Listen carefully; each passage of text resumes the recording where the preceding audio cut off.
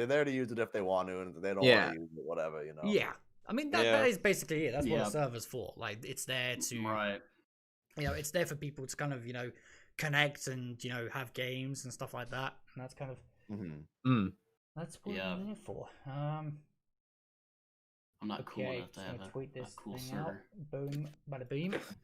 Oh, we're live.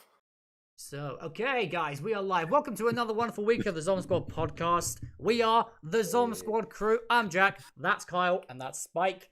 And we are joined this week for the I was about to say the firms. We're not a firm. We don't do lawyer stuff. We are a podcast. Legal. The podcast first ever crossover episode with none other than the Division C podcast. I recently stumbled across these guys, and you know what? Wish I'd stumbled across them a lot sooner because they are a fantastic.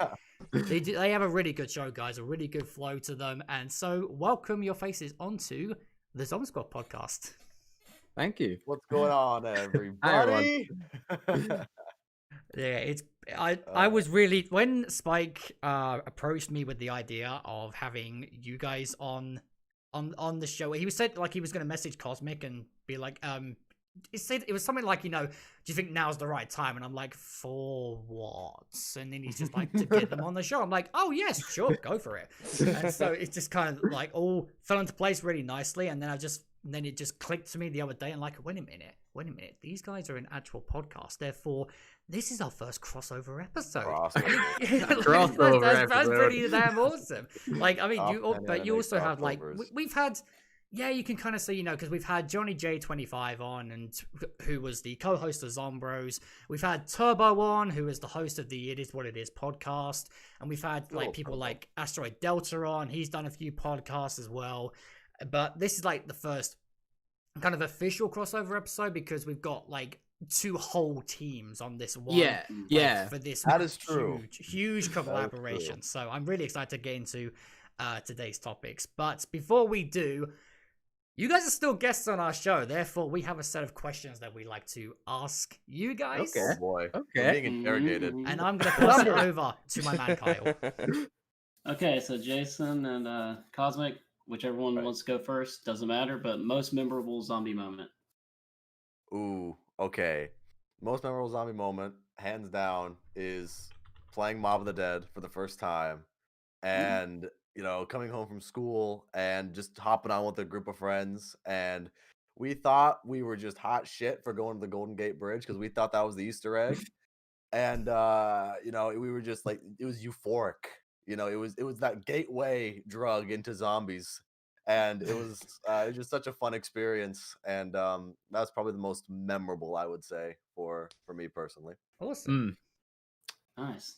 For me, this one's more of like a funny story thing because I was really bad at zombies. Right? Again, it was in Black Ops 2, just like Jason, but it was in Origins. I thought I was one of the best zombie players, right? But yeah, I hadn't played properly with anyone.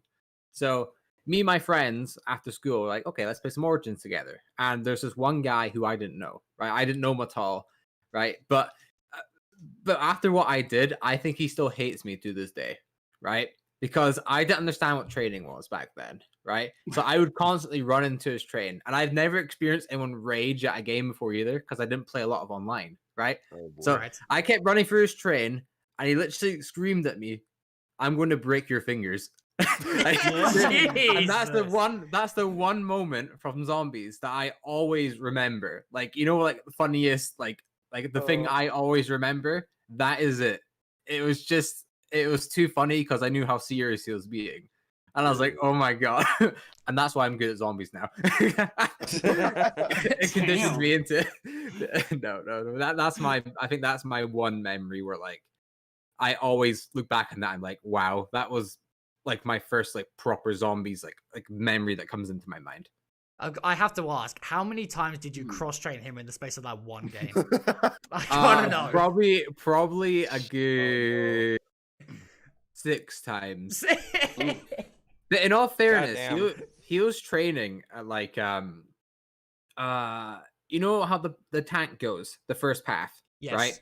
And then you can get the point where you can drop off to generator 2. Yes. He was training on the bit just before that, on the bit of wood where you normally jump off to get the lightning packages, right? Yeah. So the place he was training wasn't great, right? So like you know, not at all. no, so it's not completely my fault, right?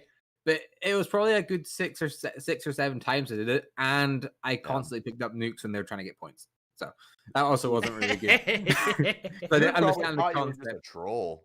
Yeah, they're probably like, "Oh, this guy's trolling." No. Yeah. Right, to be I'm just fair, playing the game. honestly, A funny thing you could have done, Cosmic. One funny thing you could have done, Cosmic, is get a fucking sniper out of the box and just picking them off over and over again. That. He just sees his zombies dying off. I'm like, where the hell is that coming from? Where I don't are know. they? I'm on the other side of the map. This isn't Mob of the Dead. There's no sniper trap on Origins. Okay. Go, next question. Okay, so what keeps bringing you back to zombies, and in what ways has it impacted you? That's a good question. I think the thing that keeps bringing me back to zombies is I just have a good time. I mean, I just want to have fun, and zombies is one of those game modes where the atmosphere is very intriguing. It's very there's a specific word I'm looking for, but I'll probably think about it later. But yeah, it's a very interesting atmosphere. The storyline is really cool. The maps are cool. Even some of the maps that are much to be desired, right? Like Void to Despair. It's still the Titanic, and the Titanic is still kind of a cool setting to put a map. But it's always been the atmosphere that zombies creates, and the overall.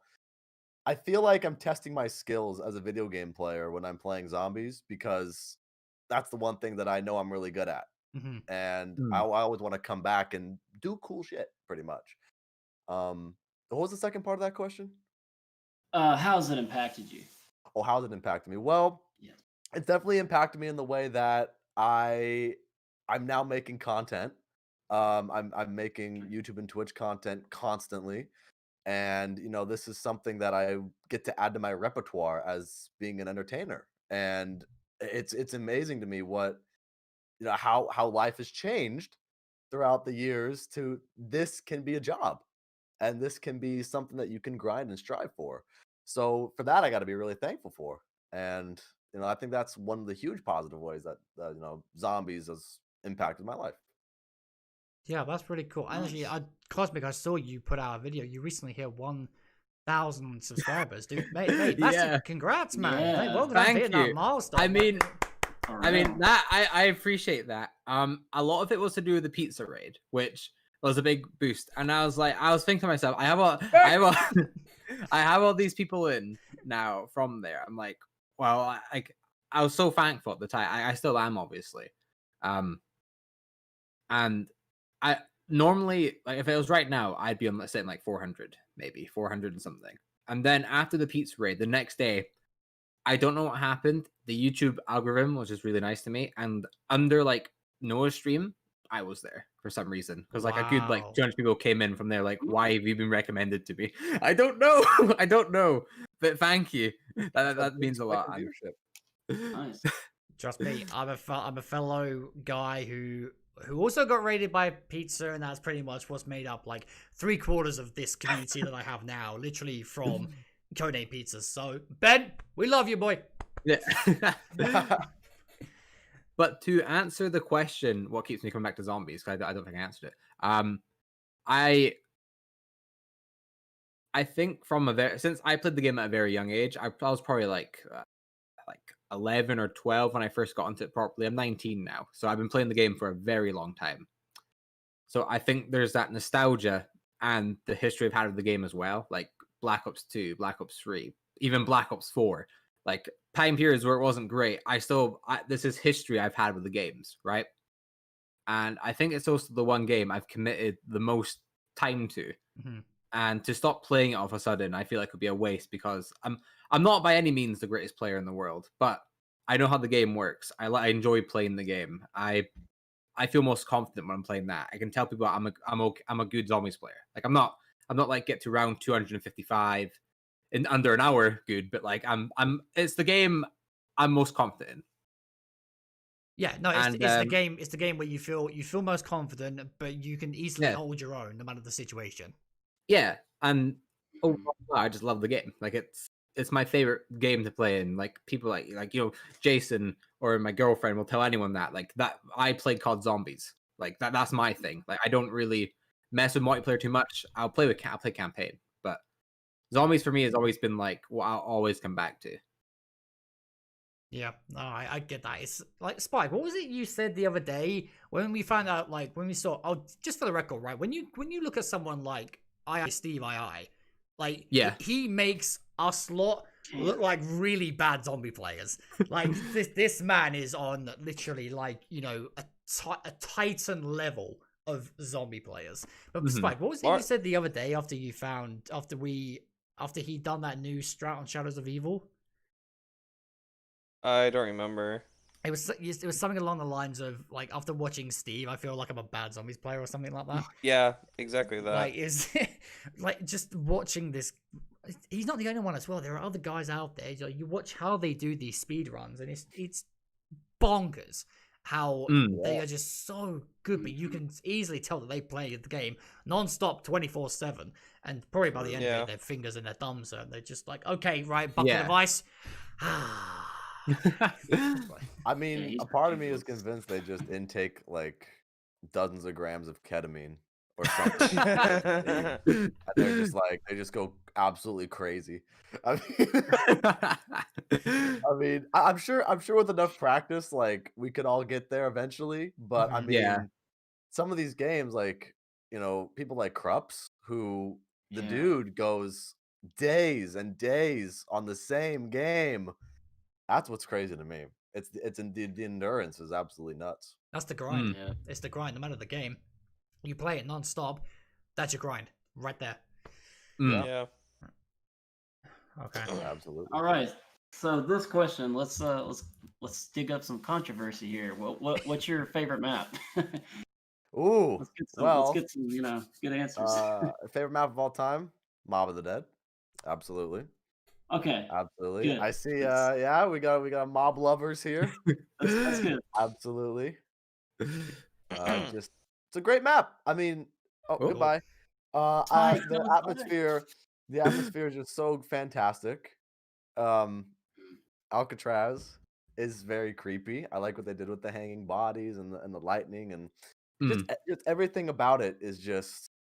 It's just really nice, and then the characters are really cool, and the whole theme of purgatory and things like that. Those are things that I absolutely just I eat that shit up. And so that's the condensed version of why I like Mob of the Dead. Yeah, honestly, Mob is one of those maps that will always sit in my heart because it's one of those experiences where you compare it to the first two maps, Transit and Die Rise. Mob is on a completely another level, and it's honestly just the gameplay of it and just how well it flows and building the plane and the Golden Gate Bridge and like even the Easter egg I find super fascinating. It's just overall a solid map. Absolutely. For me, I think I've said this in a few videos before. I think it has to be Shadows of Evil. Let's go, Shadows boy! Let's get it. There is a good few reasons for this. One was this is the first zombie game that I was in the community properly for, like watching everyone, being a part of it for launch. That was one that was one main factor towards it. So I played the map a lot. Other than that, I just love the flow. I love the music. I love the feel. I love everything about the map. There's even Margwas. When Margwas were like, "Oh, I hate Margwas," I didn't hate Margwas. I thought they were a really cool enemy type. And unlike something new, unlike like a Panzer or Brutus, where they're just bullet sponges. Like I know the Panzer had a few abilities, right? But the Margwa, you actually had to focus in on what you were doing. Like you could just shoot him like randomly and kill him. You'd have to like aim in on certain spots. Yeah. And I quite like that gameplay. I thought it really changed things up. But no, Shadows of Evil is probably will forever be my favorite map just because that was the map I started probably playing first in the community. Yeah, honestly, dude, you are talking to two people in this call right now who have had Shadows of Evil at the top of their list since the map released, okay? Me and Kyle Absolutely Definitely. adore the map and everything that it offers. Me particularly, if I had to pick one particular aspect of Shadows of Evil that I really just put above everything else, it's the jazz music. I love Oh, it. yeah. It is phenomenal. But it's as you were saying, Cosmic. Everything about that map is a It's pure. just great. Yeah, Yeah, it's a it's good. masterpiece. Shadows is a masterpiece, and I will Mm. forever say that. Treyarch, honestly, you're gonna have to do a lot to top Shadows of Evil for me, but Shadows is just a masterpiece. Yeah. They got close for me, but it's still a number 1. Shadows. Yes. I love it. I Absolutely mean, love it. the thing with Shadows of Evil, I mean, I feel like every map, even on some of the bad maps, every map, the Treyarch sound design team hits it out of the park. Yes. You Oh, know, absolutely. with, Absolutely. the hidden Easter egg Totally. song and the round change music. I mean, Shadows of Evil is probably the best round change music we've had.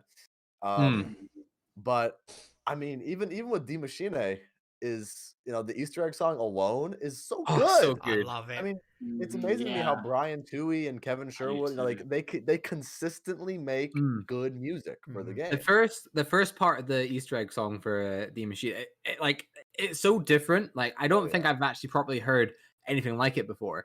And then actually listening to the song, like if you actually went down and or writing down points about it and that things, it really sounds like it's trying to say something. Like it's not just because what do you think the meaning of the song is? Are we alone? Well, no. I think there's a lot more. I think there's probably a lot more hidden meaning behind the song that people are picking up on. Though. And I think the more we go down, like with DLCs and that, I think the songs will continue to do that. And I don't know. I don't know. I would in the future. I'm definitely gonna be listening more to the songs than I have for even Black Ops 4 because I didn't really pay too much attention. Even for the songs were good. That just the songs where were going. Yeah, Where Are We Going was great. Where We're Going is a deep song. Dang, And I love that song. the one on Dead of the Night was really good. Oh yeah, Mystery. Mystery's a good one. Yeah. As much as I despise Dead of the Night, Mystery's a good song. Yeah. There's two things I will constantly give Dead of the Night points for: the Alistair's Annihilator and Mystery. Everything else, I can be like, yeah, I'd give you that. Yeah, because the Annihilator is awesome. That's just an awesome Wonder Weapon. I really like the map's aesthetic. Yeah, I don't like get me wrong, it looks cool, but it's just the vampires kill most of the map for me. The thing is, with Dead of the Night, I feel like I'm again one of them people that like the map a lot more than others. I'd probably never go back to it now. I'm never because you know how Black Ops 4 is kind of that happened, right? I'm probably never going back to Black Ops 4. I think that's me done with Black Ops 4, right? I think I'll very rarely go back to it. Yeah, I think everyone in this room is feeling the exact same, right? I think Black Ops Cold War is so replayable. Yeah, it is. Why would you go back? Bro, why would you? I am never reinstalling Black Ops 4 into my Xbox ever again. That's it. It's done. I tried to do the 9 Easter egg the other day. It glitched on me. I uninstalled the game on stream, and I've never done that before in my life. So I'm just like, see ya, Black Ops 4. Bring on Cold War. Oh boy. But what you were saying about Alone and the lyrics, there's one particular thing, right? In the outro bit, it goes, "We are alone" to "Are we alone?"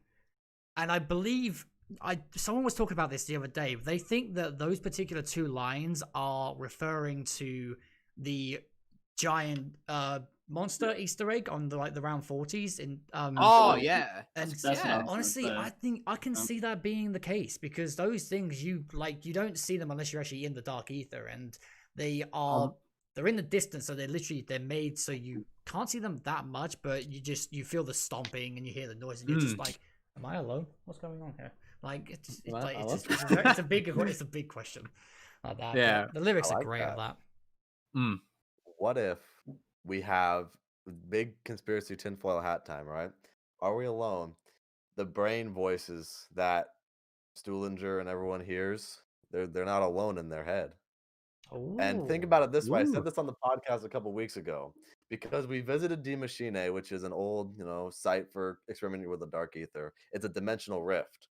So, what did the Victus crew do in Black Ops 2? Everyone wants Black Ops 2 remakes, right? What did the Victus crew do in Black Ops 2? They bridged the gap between the real world and the ether with all the pylons and all that kind of stuff. So, a huge major conspiracy tinfoil hat thing that I got going on here is DLCs are reimaginings of the Victus maps because we have to bridge the gap between the ether and the real world, dark ether, the real world, so we could see dark ether transit, dark ether buried. I think that'd be really cool. Yo, I'd love to see transit the dark ether setting. That'd be sick. Hell yeah. And then the buried, press the button, super Easter egg thing. I don't know what happens, but something happens. The whole world becomes dark ether. I don't even know. Like, there's some kind of cutscene where all the gaps around the world, you just see them like closing up, and then the sun of the world just goes back to normal. Like, it's just like, oh my god, we did it! We did it! Let's go! Like, it's just that big cheer at the end. Hoorah! Freak bags! Gotta show Dempsey some love. Oh yeah. Okay. Where do your guys' gamer tags come from? Give us a little backstory on that. Oh, very interesting. Okay, so my gamer tag comes from a series of books, actually, called Shield of Destiny. And a good friend of mine who, I've worked on countless film sets with, and, just he's like family to me. D.W. Jones, one of the authors of the book series, where Viper's Legion comes from, is a faction of warriors in that book series. And so they're the Vipers of Moorland, which is a fictional country in this fantasy world. And they're pretty badass, so I decided, I'm going to put my gamer tag as that. And so that's where Viper's Legion comes from. What's that?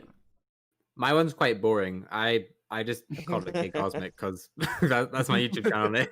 Or like that thing is, for my Activision account at least, it's just like Kyle Mid because my name's Kyle Middleton, right? But for an interesting name, my first proper gamer tag I'll go back to because that's the one that actually has the most like interest to it. It was Zombie Master 117, and the reason why I called myself up that was because I genuinely thought I was the master of Call of Duty Zombies, and believe it or not, Zombie Master was taken, so I just spammed numbers, and then I got that. That was it. That's it. You got so close to 115, and you blew it. I ruined it. Damn. That's the lore behind my name. But no, that's nothing special about my one. I love that. Kyle, now on to my favorite question. Let's do this. Yeah. Favorite childhood game? Ooh, favorite childhood game. There's a couple of them, but I think I gotta go with Star Wars Battlefront 2, the OG one, 2005, for PlayStation 2. I would just waste hours and hours a day on that. Homework? Pfft, who needs that? I got Star Wars Battlefront 2. Fuck that shit. Like that, exactly. Yeah, really? So that was one of the big games for me that really got me into gaming as well. So definitely Star Wars Battlefront 2 is probably the biggest of the games there. For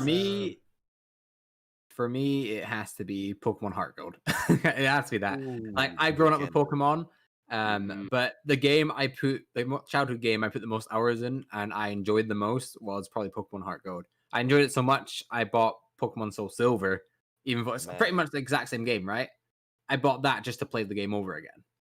That's how much I love like one part of like one half of it. I had to buy the other one. That's awesome, dude. Like I bought both copies just so I can have every Pokemon.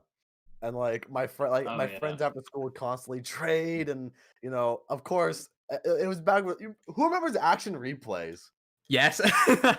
Like all my friends had action replays, and they're like, "Oh yeah, I got 1,000 rare candies," and oh my god, dude, have like 20 legendary like Pokemon just sitting in your thing. How'd you get all them on the exact same one? Oh yeah, I just played the game a lot. Whoa, I found Lugia on Route 1. Nah, but definitely Pokemon is definitely a big childhood influence for me too, man. Good, dude. Heart Gold and Soul Silver, fucking classic. That's my favorite. That's the remaster I'm wanting to come next. Like Diamond and Pearl are good for anyone that's played Pokemon games in the past. Like Diamond, Pearl, Platinum, really good games. But I think as far as content goes, Soul Silver and like just overall like childhood enjoyment, Soul Silver has to be it. It has to be it. Yes, sir. And Heart Gold even. Yeah. But dude, no. me growing up in like 2nd and 3rd grade with the original Pokemon Yellow, Pokemon Blue and Red. Holy shit, dude. That was a crazy time for Pokemon. If you're a Pokemon fan, that's like the introduction to America for Pokemon. It's like, holy crap. It was nuts, dude. Pocket absolutely monsters. nuts. That's awesome. I love that question. It's still to this day my favorite question. I don't think that's ever going to be taken away because with all the potential guests we have, we could have come on in the coming months and years. That's one question where we always trying to see how much it differs between all these different people of different like age varieties. Like you have the younger ones, they say this game, but you have the more slightly older ones, they say, like a branch of different games. It's such an interesting question to see what people played when they were younger and just how much they kind of adapted to the gaming world in that way. Oh, absolutely. I mean... Go ahead, Jason. Oh, okay. Go ahead. You bet me to it. Well, it's one of those things too where I forgot how I got my PlayStation 2, but one of the things that first, I mean, I know Star Wars Battlefront 2 really solidified me into the gaming world as yes, I play video games and I love video games. But one of the things that definitely got me into gaming in the first place was not only Pokemon, because I got a DS one year for my birthday and I'm like, oh, what's this? And then, that was addicting. But another game that really spoke to me when I was a kid was Kingdom Hearts. And Peter's entered the chat. Like, what? What in the chat? Pete. You say Kingdom Hearts. The other admin in my Discord, Pete, he is a huge Kingdom Hearts fan. Like he absolutely loves the series, just like he loves the Final Fantasy games. And as soon as you said that, I'm just like, okay, I'm waiting for Pete to enter the chat and just be like, yes, son, let's go. Yeah, man. I still remember to this day, like it was late at night and I'm in Twilight Town playing as Roxas. I'm like, I have no idea what the hell is going on, but I love it. Okay. All right, lads. So let's get into the first main topic we're going to talk about today.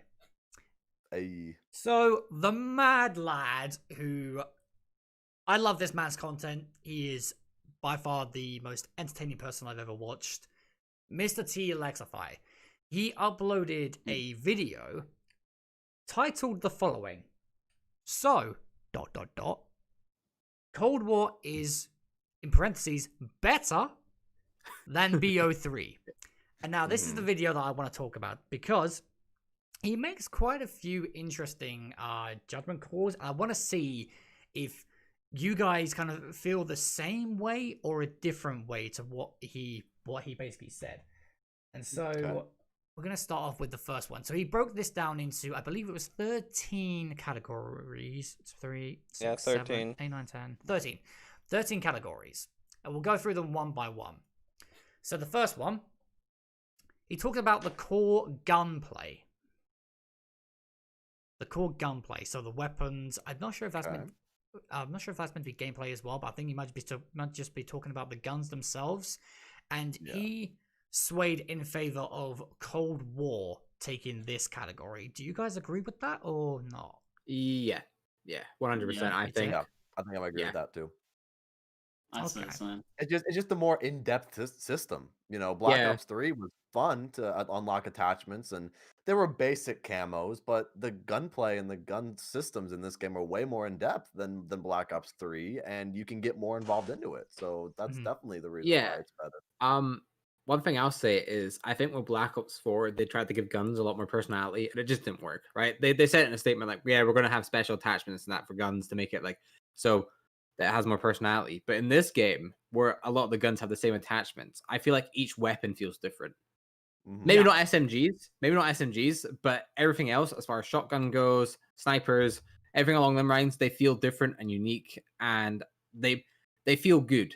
I feel like with Treyarch games in the past, their guns haven't felt like they feel like toys. Like, if you know what I mean. You're playing a video game, right? But they feel like toys, sort of. But in this game, it feels like I'm actually shooting a gun, right? Yeah. Which is nice to feel, especially after even Modern Warfare, where like that game was like they focus so hard on making guns feel like guns. Yeah. And in this game, I don't think it's as good as Modern Warfare is, but it's definitely an upgrade from past Rare games. And the camos as well, the tier systems on the weapons. There's just so much more. The weapons are so much better. Like the design, the whole like getting them, and yeah, I think Black Ops Cold War definitely earns that. One thing I would say is that I did enjoy using BO3's guns. Like there were some of them that they felt really satisfying, like the HVK and the KRM. Those guns to me are my favorite ones in Black Ops 3. I used them a shit ton because they really felt satisfying to use. With Cold War, I feel like with the introduction of the weapon rarity system, that definitely adds more to it. And so I think in this favor, I would agree with Lex, just because of the rarities that come with the guns. I'd say Lex is definitely right in with saying core gunplay definitely should sway towards Cold War. Okay, next one, he talks about perks. And he gave this one in favor of Cold War. Mm-hmm. Would you guys agree or disagree? Yeah. 100%. 100%, yeah. Okay, why is that? For me, it would have to be because, well, first of all, we're never going to get a situation like Perkaholics again because we can just buy all the perks on the map. There's never, exactly. There's never going to be a situation where you have to choose perks again. You can have everything you want. Right, and with Black Ops, I like to compare Black Ops 4 to Cold War because I think Black Ops 3 to Black Ops 4 is downhill, and then I like to see what they've done better, right? But with Black Ops 4, they limited you so much with the 4 perks for so long. Like, this is how it's going to play, and then they added in a perkaholic, right? Yeah. In this game, there's no confusion. You know, you can have all the perks in the game. When they add in new perks, you can just pick one up. Mm-hmm. There's no limit to how many perks you want, and I think they've done it in such a way where I think me and Jason were talking about this at some point, but add the new perks into a Wonder Fizz. And they're like when they add in new perks eventually, what do you think the 4 perk slots in the Wonder Fizz are for? Yeah, the new perks. Whoa. The new perks, yeah. The new I'm assuming that perks, whatever's coming into Cold War. Whatever they bring in. I mean, according to Cosmic, it's Tombstone. Yeah. Wow, there's been a bit of information that's gone around about what 4 perks could be coming into Cold War, and Tombstone is on the list, so I would agree with this guy. But I'm curious to see what perks do come. For me, Phil, the Tombstone thing, it's more because I think a lot of people see my tweet where I was shot. It was Black Friday. We'll quickly go off topic for 2 seconds. Don't be too long. It was Black Friday. I was out shopping with my girlfriend in a Primark. Jason doesn't know what one of them are. I think a lot of places don't have them for some reason. It's like a clothes shop, right? It's a normal clothes shop. They might sell like chargers and things like that as well, like on the side, but nothing too exciting, right?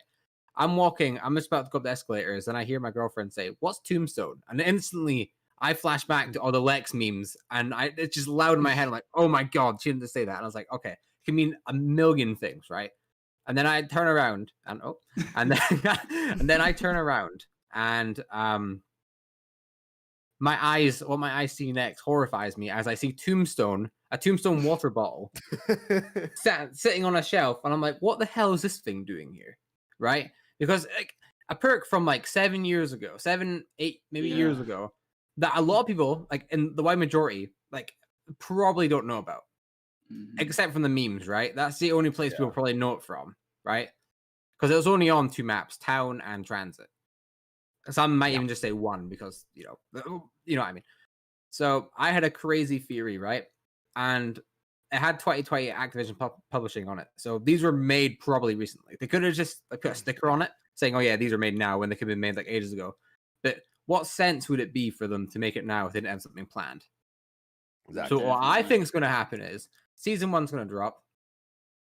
There's going to be a Tombstone, like they're going to say we have Tombstone now. And I pretty much said in our podcast as well, I've pretty much leaked the whole Black Ops Cold War DLC cycle, and I've ruined the game for everyone. So I'm sorry, everyone, but Tombstone is coming. Tombstone's the first added perk. It's like, pick me up one of them water bottles, Cosmic. Yeah, honestly, like it's in. This seems pretty cool though. Okay, I swear to God, when this lockdown lifts, oh no, because we're in tier 3 shit. I was gonna say I was gonna go to my local Primark and be like, "Yo, you got this on the shelf?" And it's just like, no, I'm like, going. shit. Okay. I'm going to Target. I'm going to Walmart right now. We're gonna go find it. You just go in the stock room, start breaking through stuff. The manager's like, "What are you doing?" I'm looking for Tombstone. Just knocking down stuff. They get this shit out of here. Opening every box in there. What the hell are you doing? I know you have it in store. Don't lie to me. Like, Don't lie to me. Chucks everything out of the boxes. I know it's it. Open all the boxes. Hey, it's the first time I'm opening a box that's not 950 points. Yeah, that's true. Yeah. There's a bunch of PS5s on the shelf, and he knocks them all down. Nope, don't want these. Go. Don't care. And then you just you finally find it, but you step out the closet. You're just like, I found it. Behind you is just a whole room of just destruction boxes, confetti everywhere, broken consoles and everything. It's just like, I got what I wanted. I'm not paying for it. I'm leaving. Are you gonna tidy this up? Nope. See ya. I mean, I got my Juggernog, so I'm pretty good right now. Yeah. I did have a double tap one somewhere. I think it might be in storage. But I did have a double tap, similar to that one actually that you got there, Jason. It's a similar one to that, but I did have a double tap one. I was trying to find that. But anyways, going back to this real quick. So the perks. So Jason and Cosmic, you were both saying you agree with Lex in the favor of Cold War. Yep. Yes. Yeah. Okay. Two. Carl and Spike, what about you two? I agree in some aspects. Some aspects. What are those some aspects? I agree with that you could just upgrade them and then you get more abilities with the perks. But I don't agree with the amount of variety compared to Black Ops 3. Okay. To me it's both get half a point. Interesting. Right. So what do you mean? What do you mean by the variety of it though? Like you don't feel like you have as many choices in Cold War, or do you? Yeah, there's just not as many perks as BO3 had. There was 9 perks in BO3. But I think as DLC cycle goes along, your opinion about that will change because there'll be more added in. Yeah, but in Nexus format though, it was comparing launch maps. Yeah. Okay, yeah, that's fair enough then. Well, I mean that's even less though, because Shadows of Evil only had 7 perks and Cold War has 6, so it's only a 1 perk difference. Yeah. Oh, yeah, true. And I guess you could say actually no, that's not how that. Never mind. I was gonna say I was comparing whatever the special effect where you have what's it called, winter or something, the storm effect that goes around you. What, Frost Blast? Frost Blast, yeah. I was gonna compare that to Winter's Wail, which is pretty much Widow's Wine, but they're nothing alike. So ignore me. Yeah. What I will say about the perks though is that I will agree with Lex. With the perks swaying towards Cold War, Widow's Wine and Shadows of Evil worked really well, but I think it should have stayed a Shadows of Evil exclusive. I know they brought in Zetsubo to kind of make sense for the Widow's Wine perk with the spiders and everything, but it just, to me, it worked really well in Shadows of Evil, and I kind of wish that it stayed as a Shadows of Evil kind of exclusive perk. But with Cold War, you being able to finally upgrade your perks to 3 tiers. And with more coming as well, I think I have to say, yeah, I think Cold War definitely hits the nail on the head with the perks, to be fair. Absolutely. Yeah. And I kind of do like the system they got going granted, I don't know how much it's going to change when all 10 perks come out, when we have all 10 perks, but the way the points work on the perks now, so you have 2,500, 3,000, 3,500, and it goes up by every increment of 500. Yeah. I like that. I think that works really well. So then it's just so I have 3 perks. I know exactly how much this perk is going to cost, and I'm just like, oh yeah, I've got enough, or I don't have much.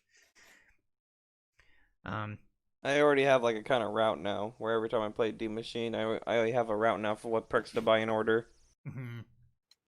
Yeah, actually, I'm kind of the Yeah. same. Like Makes for more strategy. I normally go. Jug is I don't even bother with Jug because I just do the Easter get egg. it for Yeah, free. you just do the Yeah, confidence. just get the free Jug Yeah. from the Coffin Dance Easter egg. And then I normally go Stamina up, Yep. and then I'll go Quick Revive, Hmm. and then I'll go Speed Cola, and then Dead Shot, and then to be honest, I don't even bother with Elemental Pop though. Like I normally just stick Dead Wire in my gun and be like, okay, I'm ready for the boss. Like Yeah. just, Same. Yeah. like a freaking Men in Black style. I'm ready. Like I just think that that's kind of that works though. When you have a format like that, it's how you know a game's gonna go smooth. As soon as that format breaks, you're just like, oh shit, okay, like, and then you just go into a massive state of panic, like, you know, oh god, I don't have enough points for this. I need to buy a speed cola. I don't have enough points, and you just go into a massive state of it all. But okay, so next one on the list is Pack-a-Punch, and Lex put this in favor of Cold War. Do we agree or disagree? And I say BO3. bear in mind, as Spike said, this is comparing the launch maps. Launch. So Shadows and the Machina. I'll give it to Cold War, but my one thing I don't like about it is that for actually upgrading your weapon fully, it just costs so much. Mm-hmm. Yeah, it's incredibly expensive. That's my one thing, though. I think there's a lot. I think I like how you're able to choose what Pack-a-Punch ability you can have with your gun. I feel like as you progress, the game progresses with you. But I definitely think like, as far as the prices go for actually Pack-a-Punching a weapon, it's just way too high. Absolutely. Just way, way, way too high. I know you don't spend your points in anything else really, but like even if they just took it down by like 5 or 10 grand, like that's all they need to do, then it'd be fine. But I just feel like it's such a grind getting the points to get your gun. Yeah, that's my one gripe, but I definitely give it to Cold War. Okay. It's a tricky one because Yeah. I think with double tap in Black Ops 3 as it stands, because we're talking about launch, Black Ops 3 Pack Punch with double tap, that's pretty powerful if you got the right guns. Mm-hmm. But that's the key, if you have the right guns. Black Ops Cold War, you can make virtually any gun really good with the triple Pack-a-Punch system, plus ammo mods, plus, and I know this has nothing to do with Pack-a-Punch, but their weapon rarity. Yeah, at the the CF5 arsenal. rarity, yeah. It's a tricky one to pick a favorite on because it costs way too many. It costs more than Black Ops 4 Pack-a-Punch, which is astounding to me. Yeah. But see, I think as far as simplicity goes, Black Ops 3. Yeah. As far as power goes, I think I got to give that one to Cold War because triple Pack-a-Punching the weapon, you can do a lot of damage against the Megaton, for example. Mm-hmm. And it's just your weapons feel way more powerful when you triple Pack-a-Punch in Cold War. But I don't know. I feel like this one's just straight down the middle for me. I think both of them are decent. So would you kind of give it like a 50-50 for both? Yeah, I think I'd have to give it a bit of a 50-50 because I think both systems work well for both games. Okay. All right, that's fair. Come on, Spike, what about you two?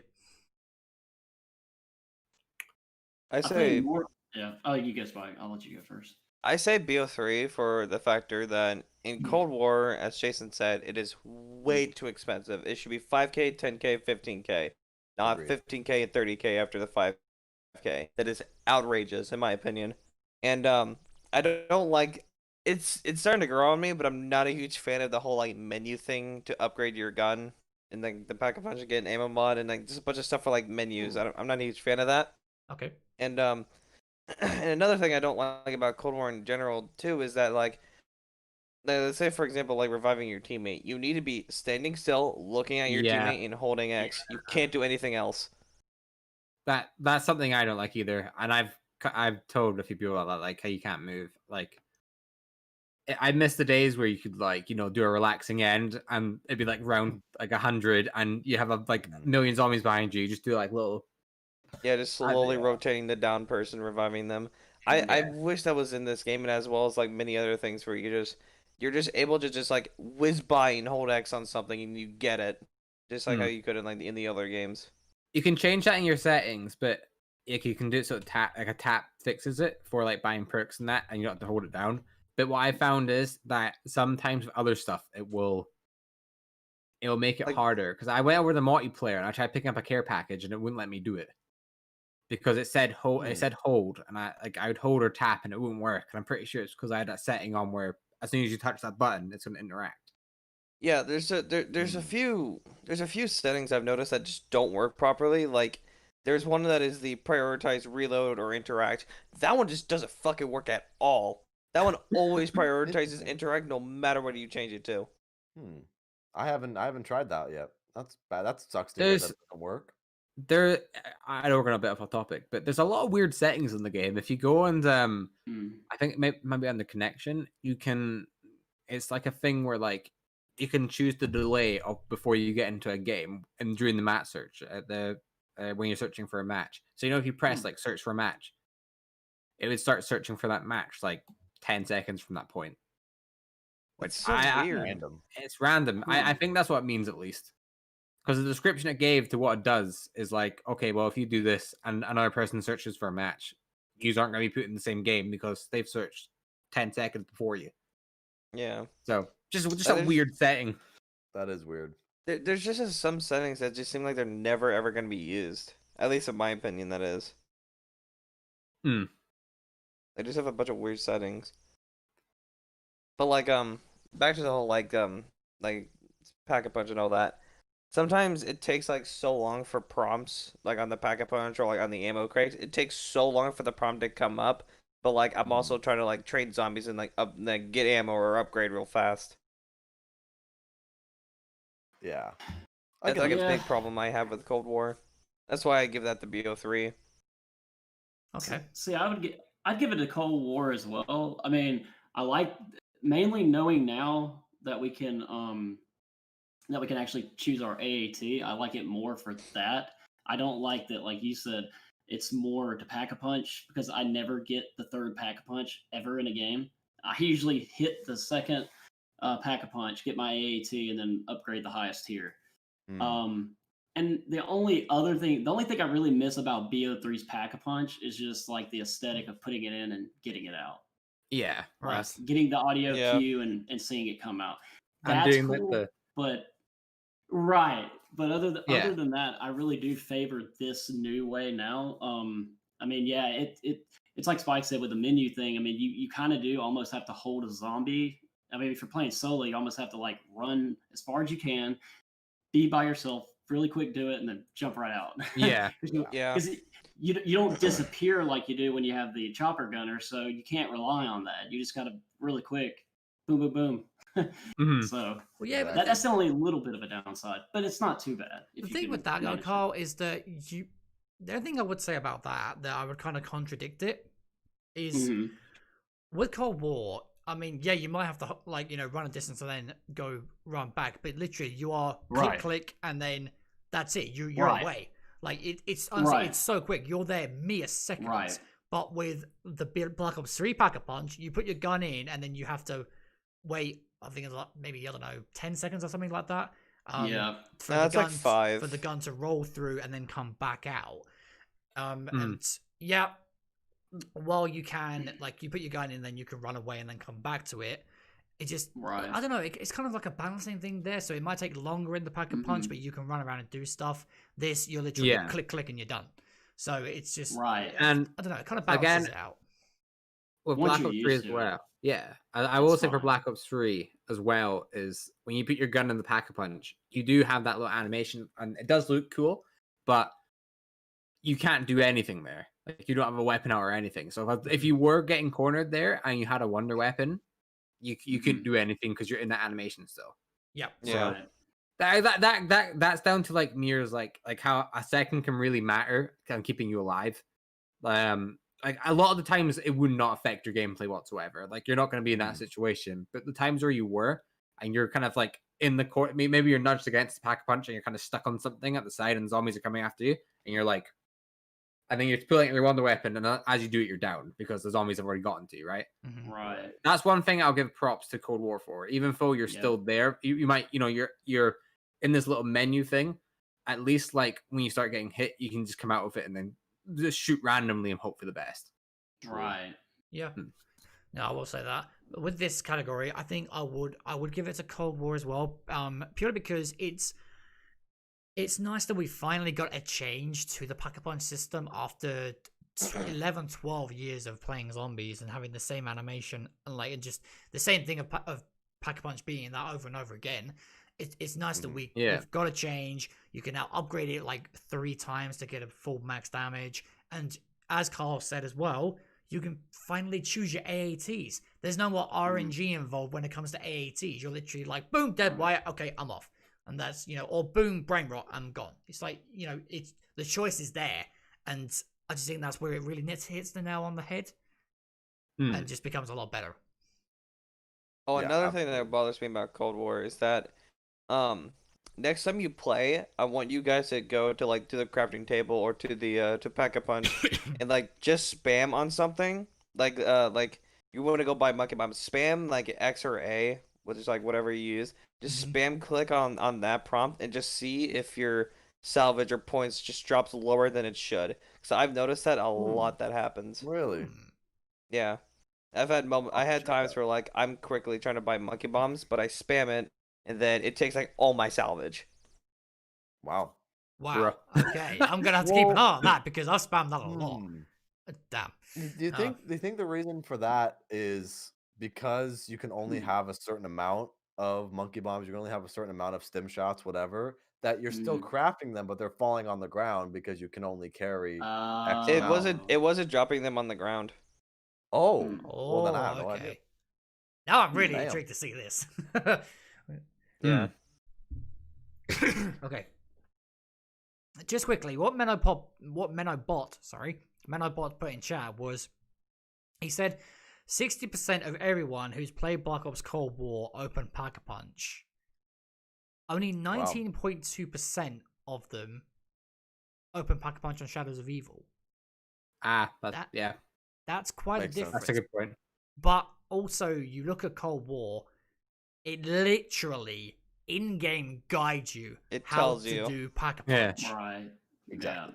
They made it much more noob-friendly instead of like, having to find with Shadows of Evil, having to find the parts and then doing the rituals, and then you end up, and then you get the gay worms and all that sort of stuff. So it's a much more simplistic way of doing it, but it helps you along the way. So I'm more thinking that how have only 60% of people opened PAP on Cold War? Yeah, exactly. Well, some people just don't play zombies that Yeah, much. that could be it. That could be because the main player base for zombies isn't I mean, is that taking it from like actual zombie players, like the amount of people that played zombies, or is it taken from anyone who's just been on Cold War? I would assume it's the trophy. I believe it's looking at. Oh yeah, Jason, that's a good point. It might be from the trophies. Yeah, because you get trophies. You get the trophy for Pack-a-Punch on Cold War. Well, I'm pretty sure you get a trophy for doing the ritual on Shadows of Evil. Yeah, you do. Okay, yeah, I think that's right. So I guess a way you can compare it is, well, normally for zombies, I feel like probably a lot less people could buy the game for zombies. Like I'm one of the people that buy the game for zombies, but I think a lot of people buy the game for multiplayer. So I think it even like normally maybe it'd be 40% because that's how much of the player base that actually go on zombies, right? Compared to the whole thing, right? Yeah. But comparing it to with multiplayer, there's probably like a good 30% that only buy the game for multiplayer, and I won't even touch zombies in like their lifetime, and then like the other 20% where like it's who knows the other not 20. They the other try 10, both. Yeah. Okay. Or just campaign people. That too. Just casually playing the campaign. Now this next one's going to be interesting. HUD. Lex gave the HUD point to Black Ops 3. And you know what? So me personally, I'm going to agree with him here. Because the Black Ops 3 HUD, it's simple. It looks good. It's effective. It has everything on there that you need on there. And even when you get a gobble gum, it's like it's still not as intrusive to the main screen. It's it's a very simple and simplistic HUD. But what about you guys? Do you agree or disagree? I okay. I think I gotta. Ooh, I don't know, because I really like the mini map. Contrary to a lot of people's popular beliefs, I like the mini map, and I like seeing on screen the +115, +90. I like seeing Yeah. all that. Mhm. Actually, it's Yeah, me satisfying too. to know. Mhm. And health bars. I like seeing zombies' health bars and things like that. Um, Sometimes it can get a little bit clustered on the screen at times. I'm not gonna lie. Um, but yeah, I think I'll have to go with Black Ops 3 just because of the simplicity, but I think Cold War is probably a close second. Okay. Cold War is Uh, a yeah. close So I second. mean, so you would agree with the fact that it's still better than BO4. Yeah, no, Yeah. absolutely. Yeah. Yeah. Absolutely. I think because Black I Ops 3's simplicity makes you feel, I don't know, it makes you feel like there's more for you to pay attention to in the game, Mhm. and you have to rely a lot on what you're looking at around you rather Mhm. than, oh, I got to look 50 different places on the screen. And that's what can really help you sharpen your skills. Don't get me wrong, Cold War, you got a lot of things on the screen for you to look at that can help you out, test your skills as well, like the mini map. But I feel like just the way Black Ops 3's HUD is so streamlined that paying Yep. attention in Black Ops 3 is more important than paying attention to Black Ops Cold War in that Mhm. regard. Not saying that it mm, doesn't take the same amount of skill for both games, because it probably does. Um, I think, yeah, just Okay. long story short, Black Ops 3, streamlined, good. But Cold War, also good. both are good. For me, I'll definitely agree that Black Ops 3 HUD is like it looks cleaner. Like that's a given because there's a lot less on it, right? But as far as actual practicality goes and what HUD's actually more useful, 100% has to be Cold War. Because you have the mini map, you have your health bar, you have your armor plates, you have your I know Black Ops 3 had it, but your specialist bit. Mhm. What else? And as you're saying as well, health bars, what's it as well? You had like we have hit markers, which we've seen before in Black Ops 4. I think that I don't know where to go on this one because the HUD's a lot nicer than Black Ops 4, and I'm giving it that because Black Ops 4 HUD, the only reason it was really ugly was because the things around the perks and like the things Oh that the yeah, guns are like over. what was it? Like a line and then a some kind of Like a, triangle on that, top. Yeah, I yeah, don't even know that what was that it. was. Ugh. If they took that away from it I don't and even just had the know. perks on the screen like normal, and you see your gun like you do in Cold War and that as well, it'd be fine. It wouldn't be it wouldn't be good as Black Ops 3, but it'd be okay, right? So I think what I'm gonna do here is I'm probably gonna give it the Cold War just because of how worried I was and how pleasantly surprised I was once I got it, and how much I actually enjoy like using and looking at the HUD. I think Black Ops 3 one looks nicer, but I think overall Cold War 1 is just like it's a lot better. Everything like that's there is a lot more useful. Okay. Understandable. Yeah, that's very understandable. Carl, what about you? Um, I'd say I don't like I like Cold War, so I would I don't know. Like I like both. I guess I would say though I would like BO3s more just because I'm a BO3 like I'll like A I'm BO3 BO3 baby. all the way. Yeah, like I mean, there's nothing bad I'm ever gonna say about it, and I really do like that HUD. It looks really good in that game. But Cold War works in this game, and so I don't have any problems with it. Uh, Mhm. but I give it to BO3 Okay. for I Spike? guess nostalgia and just Hmm. Yeah, gotcha. I don't know. I'm going to go with like one of the other points I said before, where I'm just gonna give like half a point to each. I can't choose. Okay, yeah. so you go 50-50.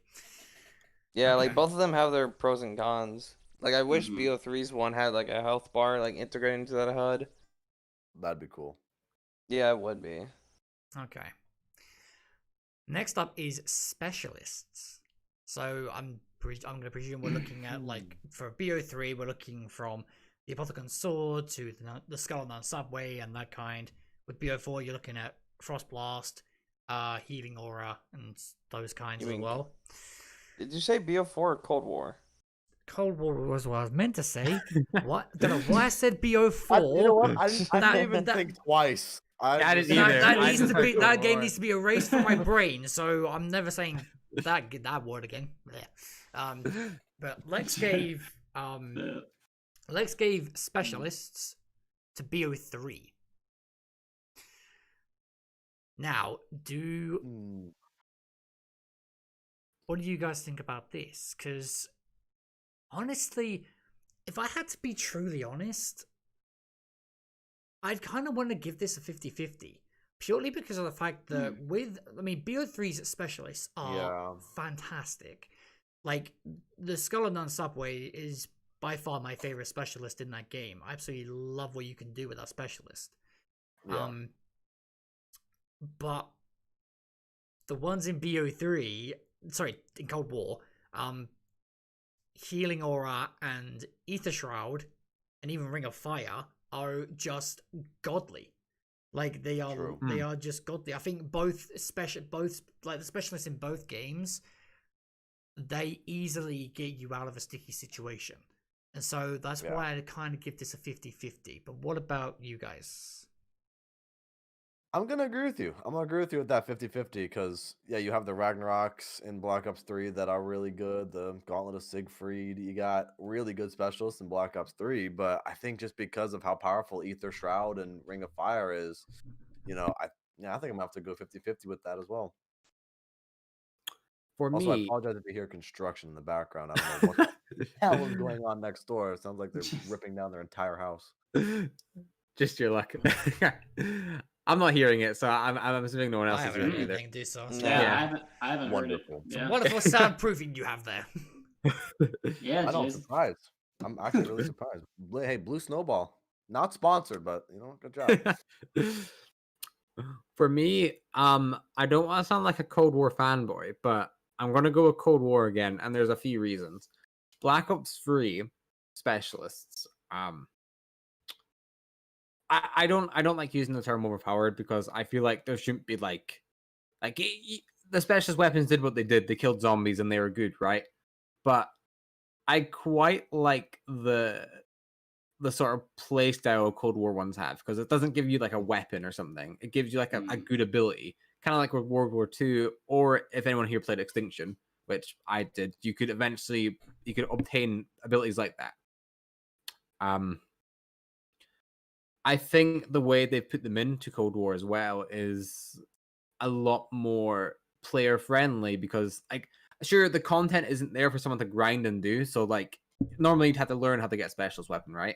This, it gives the player the specialist weapon, like a more balanced version of specialist weapon. Because Black Ops 4, and I know we're talking about Black Ops 3, but I feel like I need to get Black Ops 4 here for some context. The problem with that game was it gave you a weapon that would kill constantly forever, and you could just pull it out and it'd knock all the zombies back, which was it got rid of all challenge completely, right? And right. I think that's the biggest problem with Black Ops 4. If Black Ops 4 had the specialist weapons like it was and it didn't have the knockback effect, I think the weapons would be a lot more balanced because you couldn't just get out of a situation by pulling it out. For Cold War, I quite like if you use your specialist ability, unless it's Ether Shroud, it's good, don't get me wrong, but if you're in a corner, it's not going to instantly save you. Like the Ring of Fire, it's really good for when you're camping and doing a strat, or you're not surrounded, right? But if you're in a corner and use it, you're still probably not getting out of it. Yeah. Like you're probably going to die there, and that's the game punishing you for making a mistake, for getting in the corner. Again, with Black Ops 3, it's not so much like that because you can, when you pull out your weapon, you can kind of get yourself out of the situation, but without rambling on a lot more about it, I think Cold War has to be it for me. I think it's a better system. Okay. And one more little point as well is they can add more in the future, and there's no questing you have to do for new players, and it's a lot simpler. I didn't even think about that. They can add a lot more. Adding the more in. That's a good point. Wondering if they. I wonder if they do give people actually. a chance to do more Ethereum crystal grinding. I mean, yes, new perks, upgrade the perks, upgrade the field upgrades. I'm trying to think of something. What else do you use the Ethereal Crystals for? Because I already unlocked So you everything. I don't remember Perks, anymore. weapon classes, field upgrades. Mhm. There's one more, isn't there? There's It's Th- field. yeah, ammo there mods. is. I can't. It's Oh, field. Ammo mods, Field yes. upgrade. Ammo mods. Yeah, that's it. Ammo mods. So it's They it- could hey, add thunder wall and fireworks. Make them Yo, better. what? Yo, bring them back. Definitely. Dude, they could do so much for fireworks. They could. Mhm. They really Yeah. could. Fireworks is great. I just had a great idea. Go on. Fireworks your plus elemental pop, and then the fireworks weapon that like shoots the zombies that activates elemental pop for each shot. Ooh, that Oh, was dude. That'd be like the tier 3 Yo. of fireworks. Yeah. doing that. That's a great idea. bruh, that's just Treyarch, you know what to do. yeah. Come to us if you want good ideas. All right. Spike, what about you? What would you say for specialists? I say in a way it's kind of unfair to compare them since like with BO3's specialist weapons, they're weapons. They're not like abilities like how Hmm. Cold War is. They're abilities. Okay. Yeah. You know, that's a fair point. That's definitely a fair point. I say Yeah. it's pretty fair, not unfair to compare them. So no points for either. Okay. He's giving it a straight No. 0. Okay. All right, Carl, what about you? I mean, yeah, that's what I would say because that's what I thought when I played Cold War. Between BO3 and BO4, it's really heavily set on offense, so overpowered offense basically. Or do you want to take Cold Wars where it's an effect that gives you better defense? You know, it's not True. going to give you a crazy offense. You already have Yeah. your offense within your weapons. Now you have this. I don't know. I think I just love BO3s because they're just so damn cool. Yeah, I they do. mean, Yeah. Mhm. they're yeah, like Minobot said, they each have their own personality. They each have their own map and setting and the feel but that's what BO3 just did so well. I think that's what if Treyarch nails that in this game, we can get the same feel. But I don't know. I'm kind of like Spike. I like both systems, but I hate to go with So nostalgia. are you giving it a 50-50 or a straight 0? I guess I'd say 50-50, but I still, I guess, lean towards BO3 because I do like aesthetic things. I do like things that look cool, feel cool. Probably give more the edge to BO3, but I really do like this system. Yeah. It fits. Okay. I wouldn't want to have that over and over and over again. No, that's fair. And I do agree with the fact that BO3's specialists, they do have that personality to them, and I did enjoy the quest you would go on to earn that reward, and that reward would pay off 100%. However, it's as you were saying, it's as you were saying though, Kyle. BO3s are very much forefront and heavily reliant on offense, whereas Cold Wars are more tactical, and you have to use them in a certain situation, like whether you get yourself out of a corner or something like that. It's just or if an enemy's gone down, just click the healing shroud and then boom, he's up. It's Exactly. no, that's a good point you made there, though. That's a really good point. All right. Right. Next one on the list. Points. So the point system. He gives us the BO3. BO3. I would have to agree, BO3. Absolutely. I think Yeah. all right. It's funny what they do with the points in this game because it's not a headshot anymore. It's not a melee. I mean, okay, yes, it's a melee kill, but they're considering it like it's a critical kill, right? Right. And it's a very strange change in terminology that I don't know why they did that, but Yeah. it's one of those things where because headshot damage and melee damage, they kind of see those in the same boat. I can see now that's kind of like they're thinking that you both get 115 from those, which is very odd to me because meleeing a zombie is more difficult than headshotting, I would say, because you got to get up close and personal. So it's very strange that they had 115 points for each of those kills, and then 90 for zombies as a whole. Now, don't get me wrong, I think 90 for zombies, that's good actually, because Yep. in Black Ops 3 it was 50 or 60, depending on where you shot them on the body. And Yeah. so 90 as just a general from the neck down, good. But 115 as just capped The max, yeah. for a kill, not really feeling it. And then also you have to kill them to get the points. That's another thing that's a little iffy. Right. Yeah. But I understand the change because they're kind of meeting in the middle with the 90 and 115 thing instead of the 130 is the maximum you can get and 50 is really 10 is the minimum that you can get. So they're kind of meeting in the middle here with it, and it's a very interesting change. I don't think it's necessarily bad, but I think Black Ops 3 is better because you can just earn more points quicker with that point system because you don't have to kill them to get points. Well, yeah, and also it's like So both, I think both are fun, but Black Ops 3 is better. It's just like, and also this fact that both are focused on two different aspects. BO3's is on damage, Cold War's is on kills. So it's like you'd be comparing them in that sense, and so right. Yeah, I don't know. I'd still go with BO3, but I mean, Cosmic, what about you? I'm gonna try and defend it here a wee bit. I think I'm gonna end up still going with BO3 at the end, but I think the way they've done it this game, I'm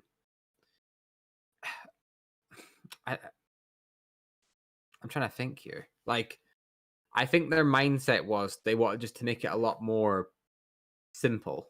But saying that, like, why? I don't know why they're like, when you get a headshot, you get more points, even, or like a knife kill or something, compared to like if you're shooting them on the body, right?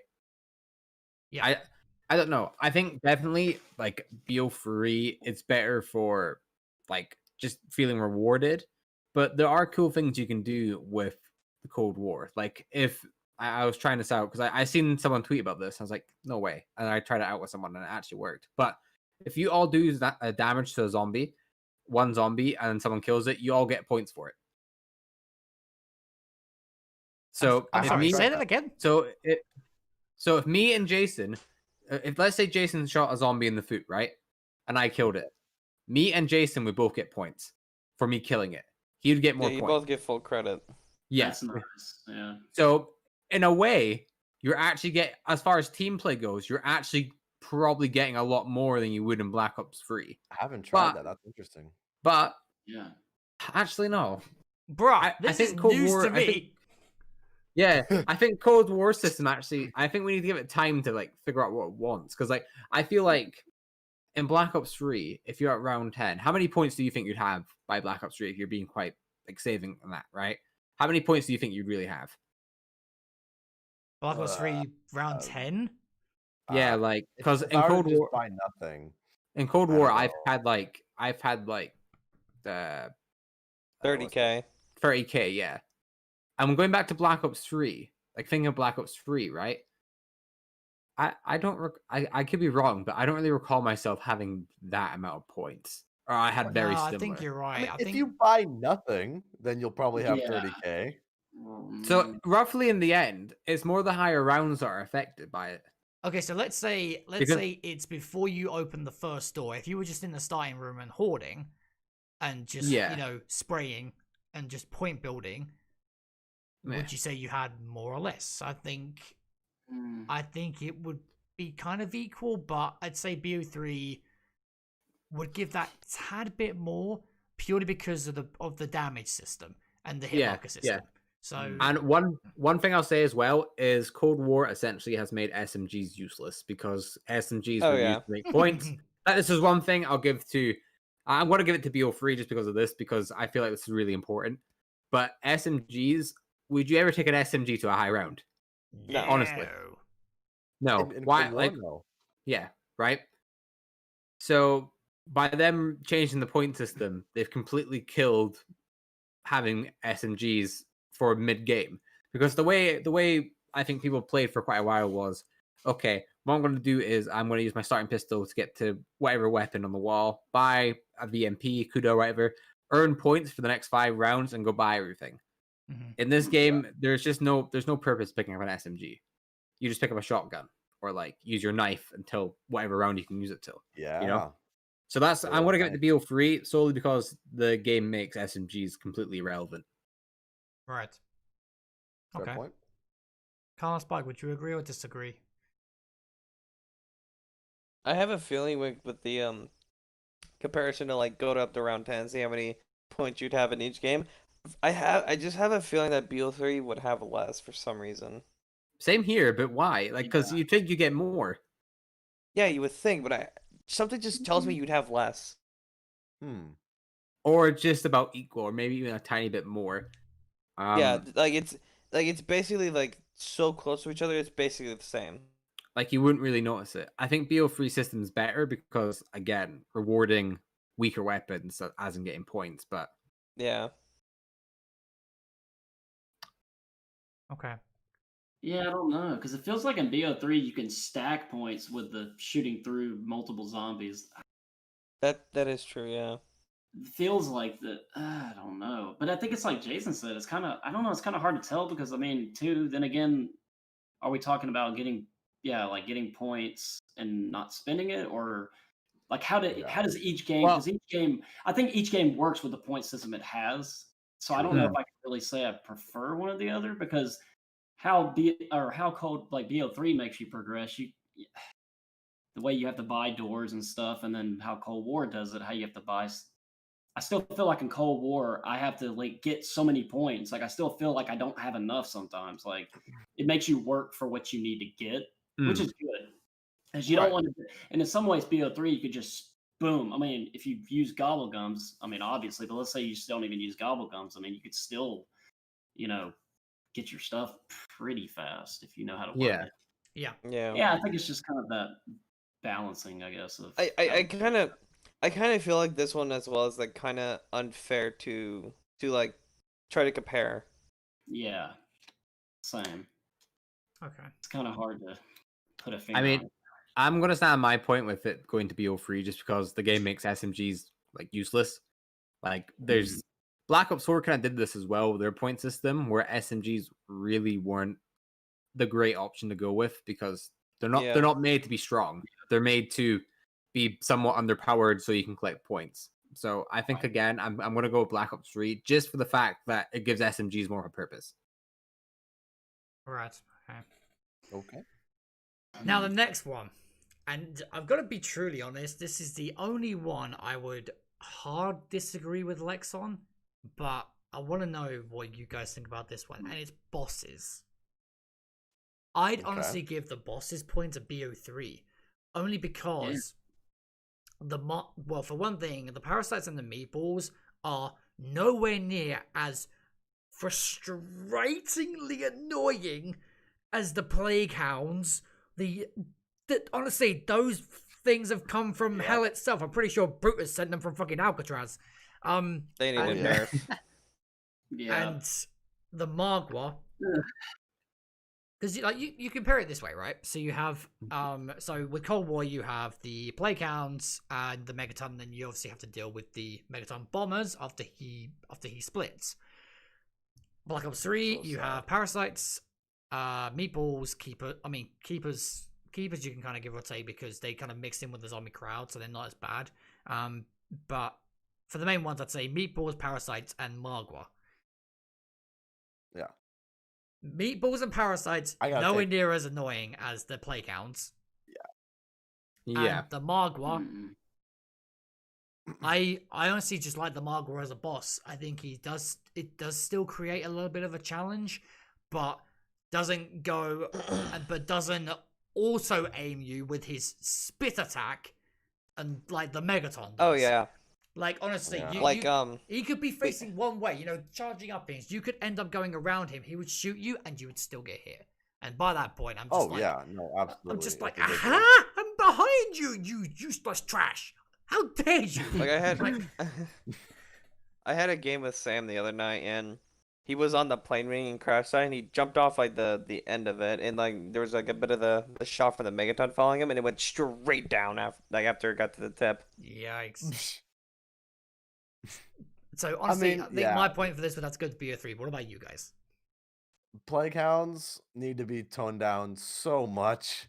I mean, if we thought the 9 tigers jumping at us was annoying, these things are on crack. Yes. I mean, Oh yeah, they these don't are do as Speed, much instantly damage. crack, Yeah. meth. They don't do as much everything. damage as the Way Nine worse. Tigers. Bro, they had but- speed cola because meth is in speed cola.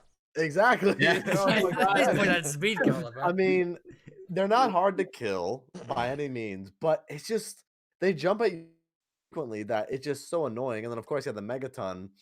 Megaton not only has the heat-seeking acid attack, but you know, he has that annoying one shot, which I'm still convinced is a glitch. I'm still convinced that's a Yes. glitch and not, you know, a feature.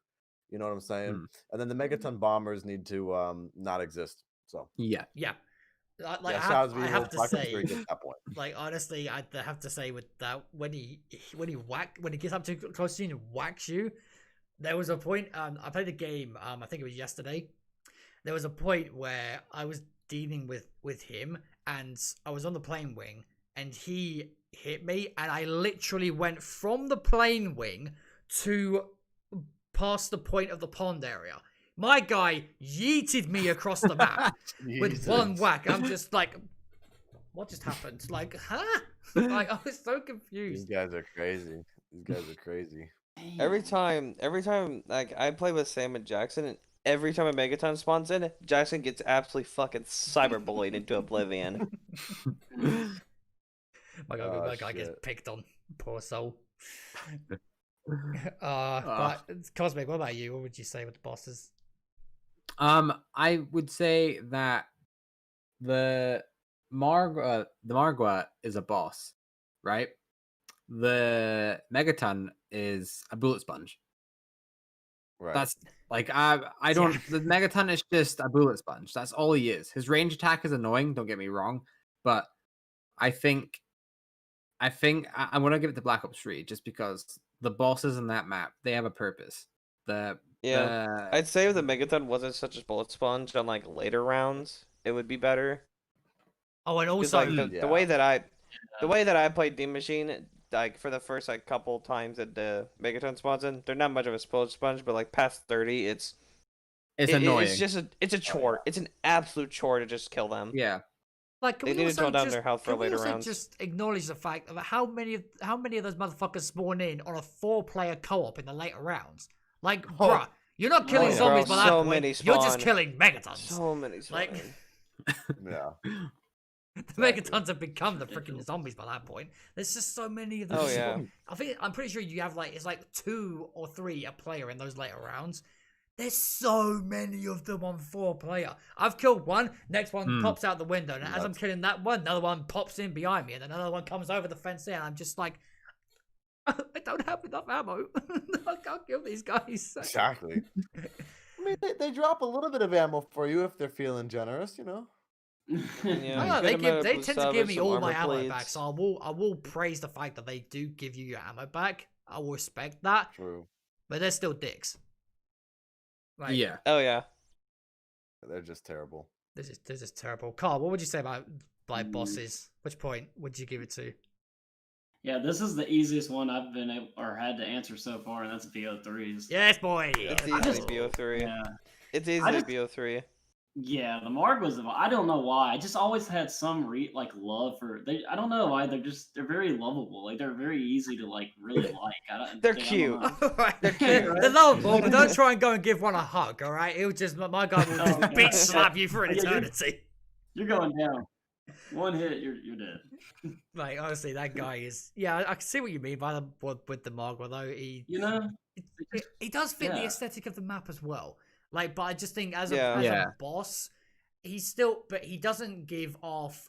Because I said this in your chat yesterday, Jason and Cosmic, about Mhm. when the Megaton spawns in. I literally give off the same sound as what I give off if a Panzer would spawn in on BO2 Origins and I don't have a stuff. I'm just like, Exactly. oh fuck, and I just run away.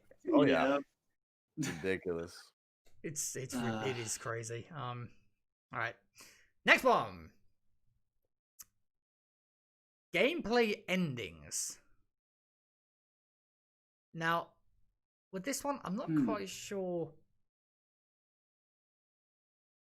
Does he mean like? It's a weird category. The Easter egg cutscene, or do you mean no like Easter egg expo? cutscene?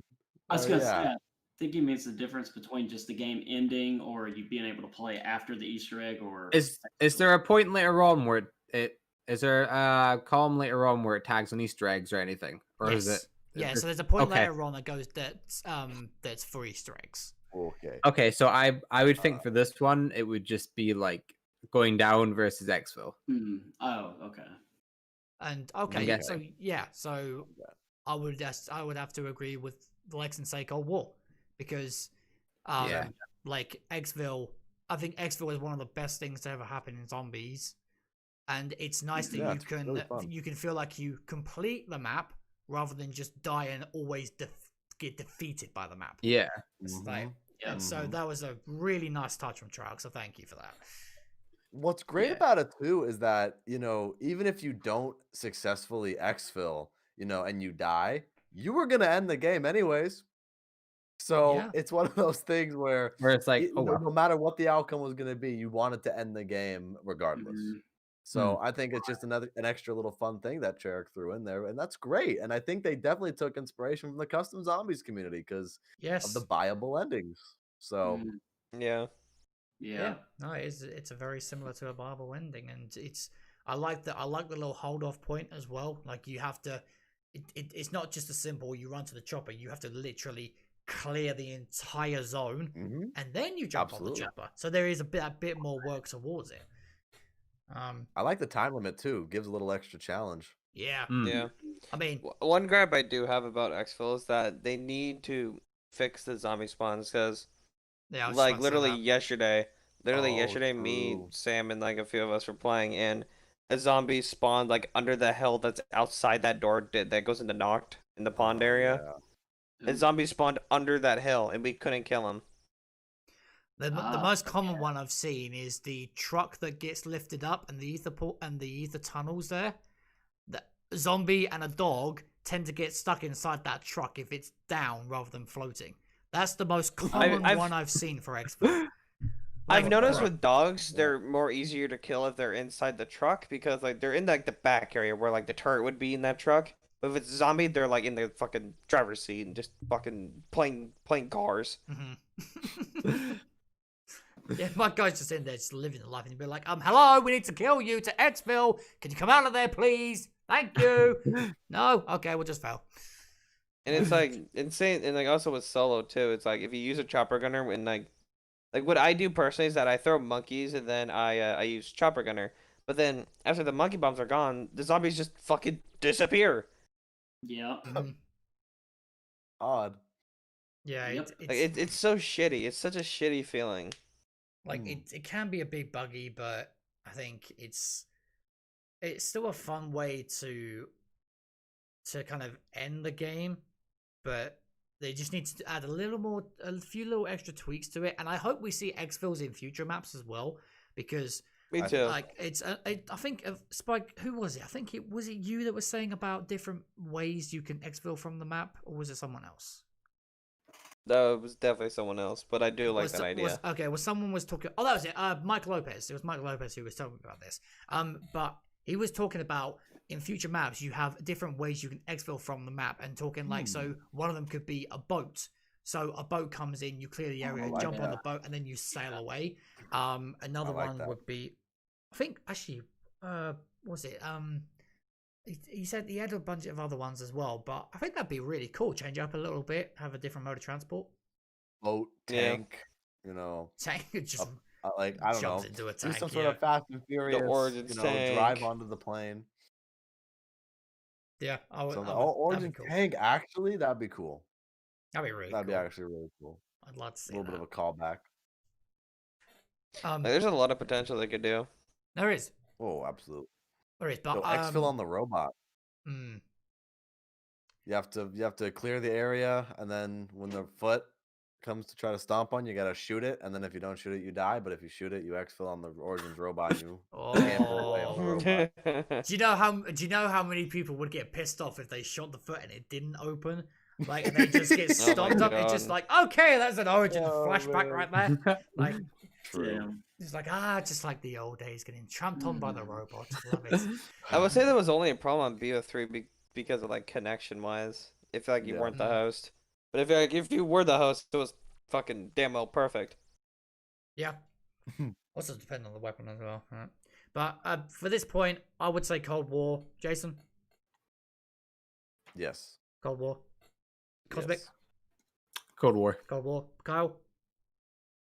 Yeah, it's the same for me. I mean, it's just you actually get something from it, so Okay. it's way Yeah. better than the old system. Spike?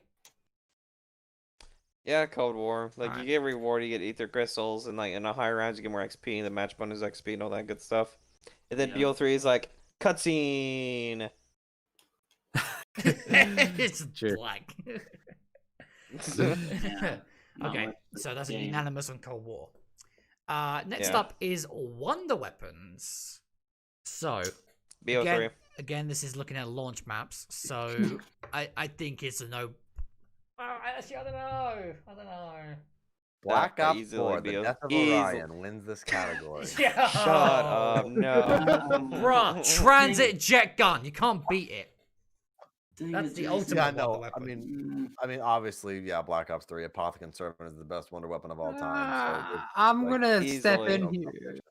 I'm gonna step in here. Probably give some something quite controversial because as good of the Apocalypse Servant is the best wonder weapon, right? I think we have to state that, right? But we're Mhm. comparing it. Are we? Well, I'm gonna compare it as in the wonder weapons that are in the game. Is that meaning ray gun as well? Yeah, well, because Or- the ray gun okay, is a okay. wonder That. weapon, so. Yeah. Okay. Okay. So in this game, you have 4 upgrades for each gun, each weapon. So everyone can have one, and everyone can have a different upgrade, right? True. And then there is also the ray gun. In this game, since there's a health cap, at least the ray gun, I think if you headshot, it kills in one shot, doesn't it?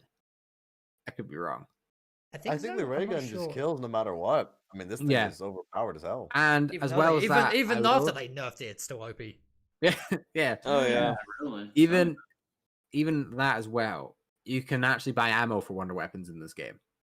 So even though I think the Apocalypse Servant's better, don't get me wrong, I think I have to give this to Cold War just because the weapons will take you longer. I know Black Ops 3 has a what's it called? Alchemical Anti- antithesis? Yeah. Yeah. Alchemical Yeah. and all that stuff. Yeah. But I think as far as I don't know, I'm going to give it to Cold War because I think Cold War does it better. I don't think the wonder weapons are as good, but I think the game carries it to where the wonder weapons are as good. Yeah, I think that's a really fair point. I think where Mhm. I'm kind of basing my decision off of is just the weapons by themselves. Yeah, I guess that's how you have to look at it because do you look at it as So- just weapons or do you look at it as in the game is on? Because that's what we're doing. I mean, I think we've done that for the past bit, haven't we? Mm-hmm. Where Yeah. like Everything I'd is say it's comparative both. and situational. Like, I mean, when he talks about wonder weapons, it's like I suppose he's looking at the gameplay aspect of the wonder weapons as well, and kind of how, as you guys were saying, how far they would take you into the later rounds, and so. But Mhm. like, I mean, Cosmic, you brought up some really good points there about in Cold War everyone can have a wonder weapon, and the ray gun is overpowered as True. fuck. Yeah. But and then BO3, the ray gun's semi decent, but the Apothicon Servant makes up for that because it's just a god weapon. So. yeah. I kind of give this a 50-50, if I'm being honest. I'd give it a 50-50. I think as well, the whole being able to buy ammo thing as well makes them a lot more viable. So they're even though they're not as good as the Apocalypse Servant, you can get ammo for it infinitely. So that's always going to be there in the back corner. I think again, I'll just say that I'm going to give it the Cold War just because of the way I think the Apocalypse Servant's better, but I think there's a lot more variety in Cold War, and it doesn't matter if they don't kill as fast because you can just buy more ammo and you're going to be able to do it at the end of the day anyway. Right. Fair enough. Yeah, I Yeah. getcha. That's fair enough. Spike, what about you? 50-50. Oh, I'm gonna say 50-50. 50-50. Because like you can only get one Apothicon Servant on Shadows of Evil, and then on D Machine you can technically get 2 free dies. So then automatically 2 people have the die, and then the other 2 can just get it out of the box. Mm-hmm. Well, technically, everyone Save can for get a free die. save for the Everyone can get a free die because you can get dies from the trials. You can get a die from the Oh yeah, true. Trials, remote. Yeah. trials remote. Coffin and, Nancy, Coffin the Nan- knock. Coffin Nancy as well. Like this. Can And you then get one the out of the free one crystals from in the the Dark Nox. Ether or no? Yes, you can. Yeah. Oh, yeah. yeah. So There's- everybody there can is get a free so one many without ways ever you hitting can the get box. free dice. It's ridiculous. Right. And the Apocalypse Servant, you have to build it, so you have to learn as well. So that's another Yeah. point. You couldn't get the Apocalypse Servant unless you built it. That's I true. mean, you got to learn how to do the Right. die too. You got to Not learn how real. to- I mean, yeah, but the base version of it you can get for free. Right. I mean, the And it's Pelican still Servant good. you give it free too. No, you can't. You have to build it first, don't you? That's still free. You're not spending. Well, Yeah, he's but right. you- That is still well, yeah, technically but free. you- Like, there is you still have to pick right, up parts for the die to Yeah, open yeah, the door, and then you do the boom and. I get your point. Yeah, I get your point. I get your point. But I guess I'm looking at it from a newer player standpoint. Like, if Right. you go into a game and you don't know what you're doing, Mhm. you probably, you could maybe build the Apocalypse Servant, maybe Yeah, if you I think you like, could. you know, you kind of looked at stuff, but like, I don't know. I don't know. It was a silly No, that's- point, no, but that's fine. again, No, it's a good point. You know, we're just. Well, we we're just looking talk- at these from like all different perspectives, and so like so you're saying Yeah. like Cold War, and like we completely, no one's gonna be judging who gives what points of Yeah. what game. It's like we're all here to discuss about it and just see what everyone says. To be fair, so you're saying Cold War. Jason, did you say BO3 or Cold War? I said Deal. BO3. BO3. yeah. Okay. Spike, you said 50-50, didn't you? I'm going 50-50, but I'm leaning towards BO3. Okay. Kyle. Man, I want to say BO3, but to me, it's just, I don't know. The obvious answer to me is Cold War. Just for the simple fact of, like, when I first played BO3, dude, it took me like a year to get the Apothecary Servant. Now, granted, I was a new player at the beginning of BO3, so that was like a real challenge for me just to get. I got the heart, that was easy. The tentacle could be fairly easy. You just got to wait for all the pods to go purple and you're bound to get one. But it was always the Xenomatter. You had to get to that certain round to get that. Yeah. And that could be very hard for a new player like Cosmic saying. But at least with Cold War, man, like the ray gun's good. Everyone get a ray gun. The die is good. And like you said, there's so many ways to get the die. Then you can upgrade it. And the upgrades are really good for the Megaton. Like the ice and the electric. I don't know about the fire Yeah, and how they work it. Great. But the ice and electric can shred it. I playing with my friend Ben, and we noticed that both those can just shred the hell out of it. Yeah. Yeah. So I'd say like the total package, dude. Like man, and you can buy ammo, like Cosmo was saying. It has to be shoot, Cold War. It's definitely Cold War for me. It's a no-brainer. Okay. That's fair. Next What up did Lex say? I forgot. Sorry. Yeah, what did Lex say? Yeah. Lex put one of the What did he weapons to say? BO3. Okay. Oh, Okay. okay. So that was kind of interesting in that sense. Next up, accessibility. Now, I would presume this is how accessible the game is to play or something along those lines. Does that is it kind of catered? Do you mean like how would I put this? Like how the game kind of helps you in doing stuff, or Yeah, how... I think that would be included in it as well. So, okay, so okay, Cold okay. War. I think yeah, Cold War, because for me at least, it had to be Cold War because Black Ops 3 doesn't really hold your hand in anything. You Right. just kind of No, it spawn on the doesn't. map, and there's no like icons or anything. Cold War is like the first game other than World War II to do that. So BO3 was Go Spike. Oh no, this Spike. Bye, Come on, Discord you- might be dead for him. maybe. Dark Ether. No. No, I mean, I guess until he gets back, I'll kind of ramble on about it. But yeah, with Black, I what did Lex say? I'm guessing he said Cold War, right? He did say Cold War. Yeah, okay. I'm because back. oh, there you I go. was gonna say BO3 is like I feel like it's. I'm gonna say it again. I think it's unfair to compare BO3 and Cold War for this one because, like we've all played it.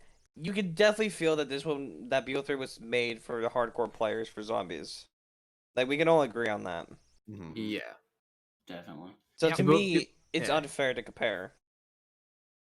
I can see that point. So you're going with your hard Ooh. zero then. Yes, I think that's with the third time now.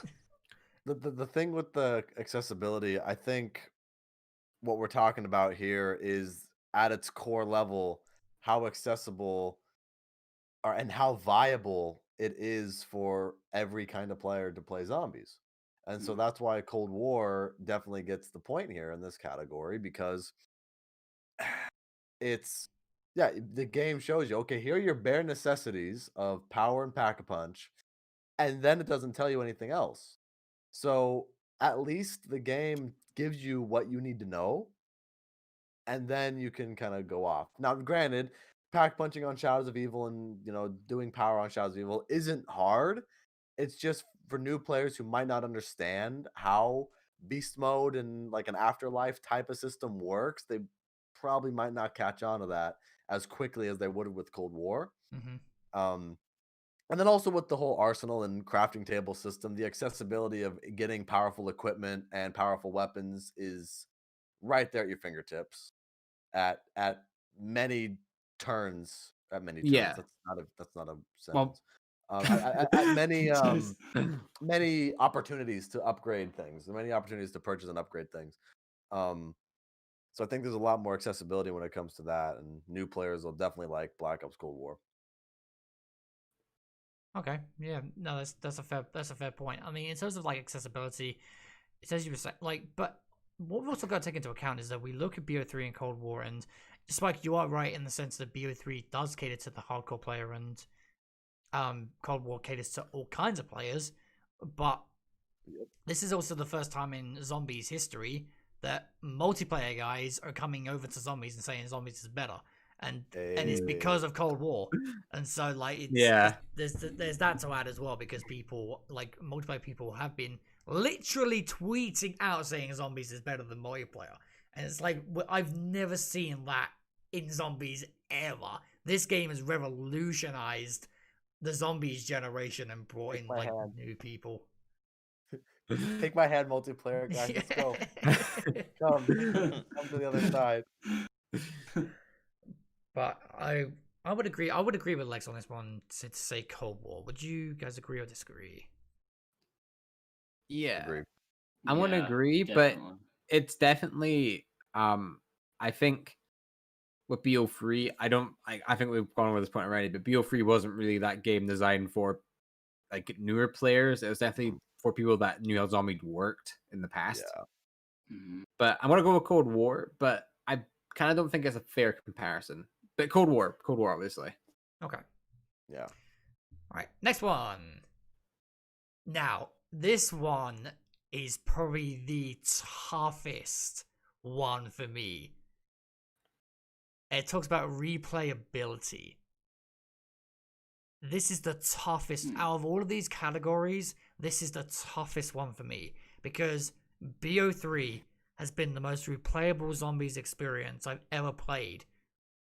But Cold War's replayability is super, super fun and super engaging. I'm going with 50-50 again. I think a 50-50, if I'm being truly honest. I'm gonna give this to Cold War. And the reason why I'm going to give it to Cold War is because I mentioned this before in a video very briefly, but there's so many more things to do on launch with Cold War than there is in Black Ops 3. You have a camo grind that you can grind towards in Black Ops Cold War right out of the gate. And I think that's something that all players would love to have in every Zombies experience. And then D Machine, just the Easter egg is very simple, and a lot of people want to go back and do the Easter egg. And just the map flow just makes it fun, and it's just a really fun map to play. And especially a lot of people want to replay the map and start with different weapons, right? So, I wonder how my game will be if I start with the Bullfrog as opposed to the 1911 or whatever weapon it's going to be. So there's a lot of gameplay variety to the game that will keep players continually playing, because they're going to want to use different field upgrades. They're going to want to use, their upgraded perks. They're going to want to use upgraded ammo mods, and people are going to constantly come back to the game for that reason, because there's so many options on what you can do. Black Ops 3, it's Shadows of Evil is a great map, don't get me wrong, and I like playing it, but there's just something about Black Ops 3 at launch that, I played a couple games of Zombies, I'm good. I don't know what it is, but I mean, You- again, don't get me wrong. Black Ops 3 is the best zombies so far. Black Ops Cold War has the opportunity to take it over, but I think Black Ops Cold War at launch has just so many things that Right from the it's get-go. better from the It's get go. better Exactly. for launch. Yeah, so you're basically Yeah. saying that Black Ops 3 kind of lacks content in a way the Cold War doesn't. Right. And not saying that Black Ops 3 doesn't lack content because you have the gobblegums and you had, you had attachments in Black Ops 3 and you can grind Weapon that. But, kits. well, yeah, weapon kits, Yeah. But it's not as extensive and in depth as Cold War. I mean, a lot of the attachments in Cold War are amazing. Like, the flashlight that drops extra salvage, Mhm. for example. Mhm. I mean, you're going to want to That's use that. so good. So, Yeah. Hmm. Yeah. That attachment is a godsend. Honestly, I was playing a game with, I'm trying to think of who it was. I was playing a game with someone and I was working on the Magnum, trying to level that thing up, and I had no attachments for unlocked for it. And I went into a game and we were on round 30, I think it was, and I was looking at his salvage compared to mine. I felt like a peasant. I felt like literally a poor man because of the amount of salvage I was earning because I didn't have that attachment. It's like a night and day difference. man. I literally felt like a poor man. I was just like, please, sir, may I have some more salvage? I can't get any more. Like, that's what I felt Exactly, like. It dude. was so bad. But Carl, what would you say about this? Yeah, I definitely agree that, like this is another one like the last one. I hate to give it. I mean, because I like BO3, but Cold War just does it better. There's just more to gain. I mean, BO3 is replayable. I think if you really are into like the map aesthetic, you love everything about that, and you like playing for the Easter egg. Yep. I think that's what always gives me the most replayability out of it. I mean, just I don't know. I mean, I guess I'm not heavily a high round guy, so but this game I think I would start playing more high rounds, even though BO3 was good for that. I mean, you could camp with a bow or whatever or something. I don't know, but I don't know. I think Cold War just does it a little better because you can exfil, you can earn stuff. The weapons are more intricate camos, all on launch. That's really great. Okay. Cosmic, what about you? I'm gonna give it to Cold War, but I think what people have to remember is BO3 was made in a simpler time as far as gaming goes, because I think with BO3 that's just core zombies, right? That's what you'd expect from a zombies game mode, right? Yep. But then Cold War adds on all these layers like weapon rarity, the salvage system, so many other layers that give more things to do in the game. The camo grind is still there from past games, but I think this one's the best it's been because we have our own dark matter. The camos, most of them look nicer than the ones in multiplayer for some reason. I don't know. I'll take it. I'm not going to argue it, but they do look a lot nicer. And there's just so many other systems in place that are fun to use. And I feel like when you're playing Cold War, you're constantly building up your character, whether that be getting armor, making your weapons good, getting points for Pack-a-Punch, buying your perks. And I think as well is at the crafting table, buying revives, it's kind of overpowered in a sense, but not really because it's there from launch and you don't have to buy or anything, so it's there for everyone to access as long as you're over 53, level 53. But I feel like in past games, especially me, if I went down before round 40, I'd be like, you know what, I'm just going to restart because I lost a revive now. In this, I'm like, okay, all I have to do is buy another revive and then I'm fine because I can keep buying them. Exactly. So it motivates me instead of quitting the game and like, I'm not playing this anymore. I can keep going. I don't feel punished for going down earlier in the rounds. Yeah. Yeah. So yeah, I'm going to give this to Cold War. Okay. And Spike, you said 50-50, right?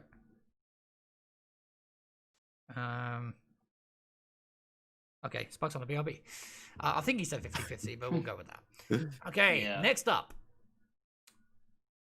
Easter eggs. Now, I'm not sure if I would imagine for Easter eggs, he's probably talking about the main Easter egg and the side Easter eggs as well. Right. I honestly, Cold War.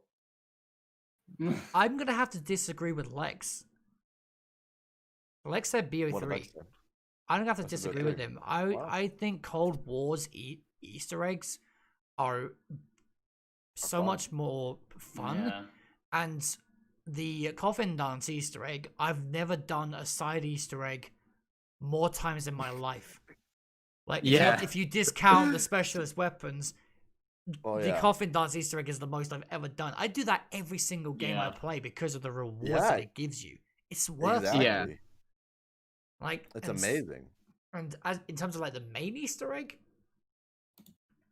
I don't know. Like, it's both Easter eggs seem very basic in Yeah. the sense that there doesn't seem anything too overly convoluted with each of them. Like, Right. you know, it's not like a buried situation or something like that. It's The thing is with the Easter egg, I think with D Machine, I like D Machine's Easter egg better than Shadow's for the sole reason that it to me flows really, really well with the map. Yeah. And you know, you're not changing a whole lot in your gameplay to do the Easter egg. Half the Easter egg is getting the wonder weapons upgraded, which I know that's basically like Origins and Horizon Track, right? Mhm. But you know, the way D Machine does it is really seamless to me, and I think it's really good.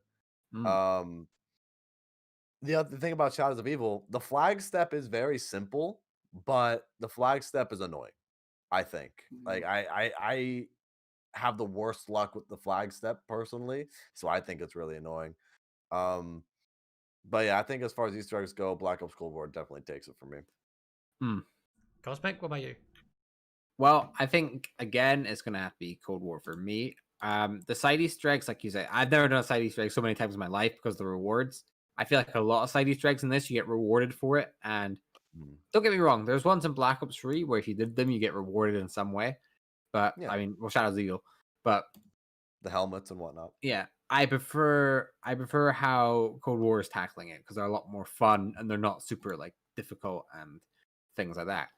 Also, as well, if we're looking at the main Easter egg as well, Mhm. I'm going to give this to Cold War because I feel like it flows really well and you don't have to do it in a big group. And I know people argue, oh, you can do the Shadows of Evil Easter egg solo, but you can't fully complete it, can you? Right. And I feel like with the machine, you can. You can do it by yourself. So it caters to solo players and people on co-op. Right. Okay. Spike, what about you? I'm gonna say Cold War just for this, just for the fact that you get rewarded for doing a side Easter egg. Yeah. Yeah. And even oh my god, I didn't think about this as well.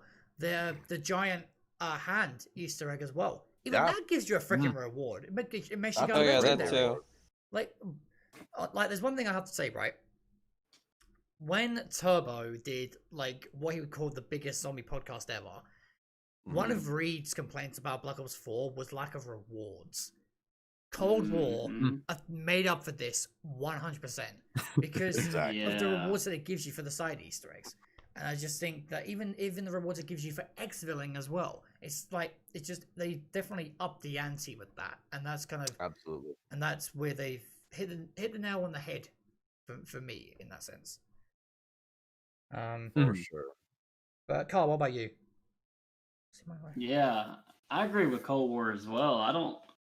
I mean, if you're just going based off the first maps, I don't really even. I mean, Shadows of Evil had really cool little Easter eggs, like the Arnie Easter egg. I like that one. That's really neat.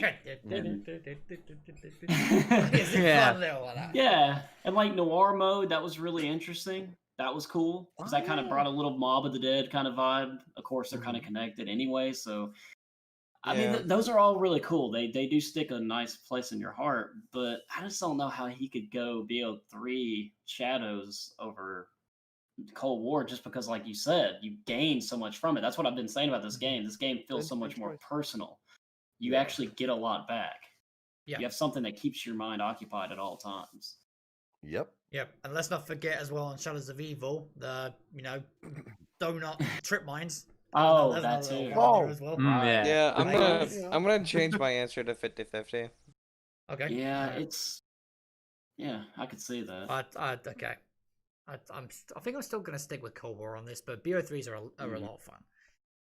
Yeah, they're pretty cool. And last but not least, story. I mean, Has to be Shadows. has to be Shadows. Yeah. Yeah, there's BO3. no. We could For sit now. here. Yeah, for now. We now. could sit here and give Yeah, points on that, right. but Yeah.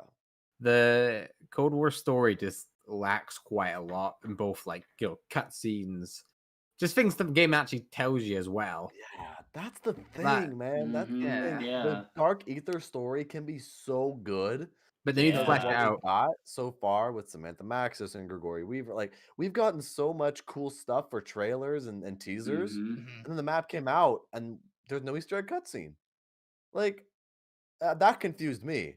Number one, I don't mind that it's an exfil outro sequence. That's cool, but after the exfil, give me a cutscene or something. You know? Yeah. Yeah. Definitely. Yeah. Yeah. A cut like Yeah. like you wouldn't think it, but when it happens, a cutscene goes a long way for us to know where we're going next.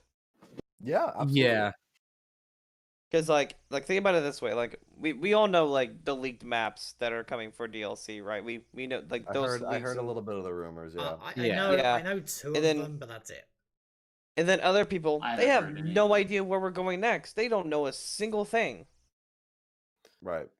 Because So it doesn't a really cut- give you much.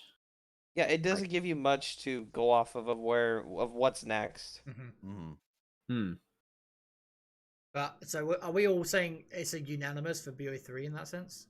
Yeah. Yeah. For now. Has yeah. to be. Yeah, Another main factor definitely. as well is that obviously we play as operators, and the only thing they say is, "Why aren't you dead?" Or Yeah. "I need ammo." Like just generic shit. Just a generic. Another shit. zombie KIA.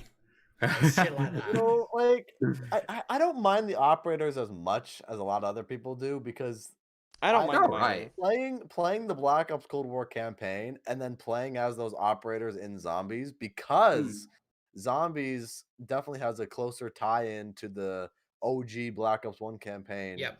than other zombie experiences have before. I don't mind because now we've got Woods and Park and Adler, you know, badass characters from the campaign that are in Zombies, and we can kind of blend the universes a little bit, make a Make our own story. Marvel's Avengers kind of crossover type Yeah. of thing.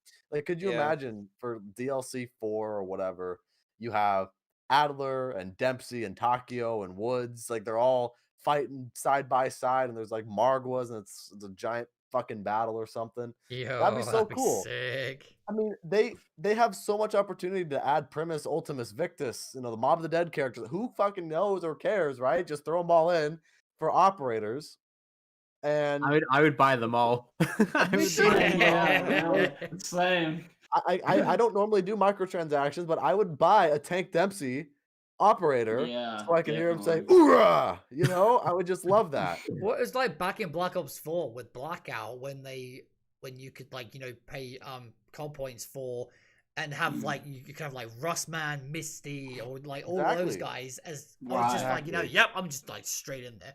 Like I'm going for that 100%. Exactly my point. Exactly. Yeah. Um And then the witty dialogue they have back and forth too. Like yeah. I recently Yeah. stumbled across a video of Ultimus and Primus Dempsey quotes on Blackout, and the dialogue is just so awesome back and forth between each other. Yes. I just love it. So So I witty. feel like they could flesh out the characterization of the operators later on, especially the main characters. Yep. But I definitely think there's going to be some that are on the back burner, like that Navy SEAL dude. What's his name? The dude with the blonde hair. That I couldn't guy. tell you. And then, and then like Sims, right? You know, he was in the No, campaign, but Sims is the black guy. yes. Yeah, Sims is the black guy, and then you got the Navy SEAL dude. I'm talking like the Navy SEAL dude with the blonde hair. I forgot what his name was. God, Not I can't Hunter, remember was his it? name either. Generic first-person shooter guy. But the Exactly. thing that I like to say is like World War II, right? World War II zombies. You can play as the BAT agent and still do the Easter eggs. You're not going to get the quotes from the main characters that drive the story forward, but it didn't matter because you're still going to get the characters at the end of the cutscene to explain more of the story for you. Yeah. Exactly. So while it's so cool to hear the characters go, zombie KIA, something like that, it's one of those things that it doesn't matter in the long run because you're playing the game, you're still having a fun time, and then if you get the storyline explained to you down the road, you'll be fine. You'll be fine. People, you're fine. All right. Okay, that's fair enough. But so yeah, no, that goes through all of the categories. Yeah. And to look at it as an overall perspective, I think it's like, to answer the question, is Cold War better than BO3? I think it's too early days to actually tell. I think once we have the DLC season, once all of the maps have been released, and the potential for I'm crossing everything for Chronicles 2. Yeah, Treyarch, you can hear us. Yeah. For Chronicles 2, if we get all that, and then once all of the experiences are out, I think then I can make a definitive decision of whether Cold War is actually better than BO3. Agreed. Yeah, no, I don't know. It's just a matter of waiting to see what happens. But yeah, no, that was an interesting video. I really wanted to talk about that on the show today. And to get into the second main topic. Oh my fucking god! Second topic. That shit was so long.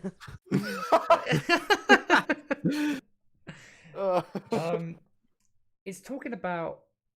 It's just to be quite a short one, but there's been a couple of things that have been found in Die Maschine.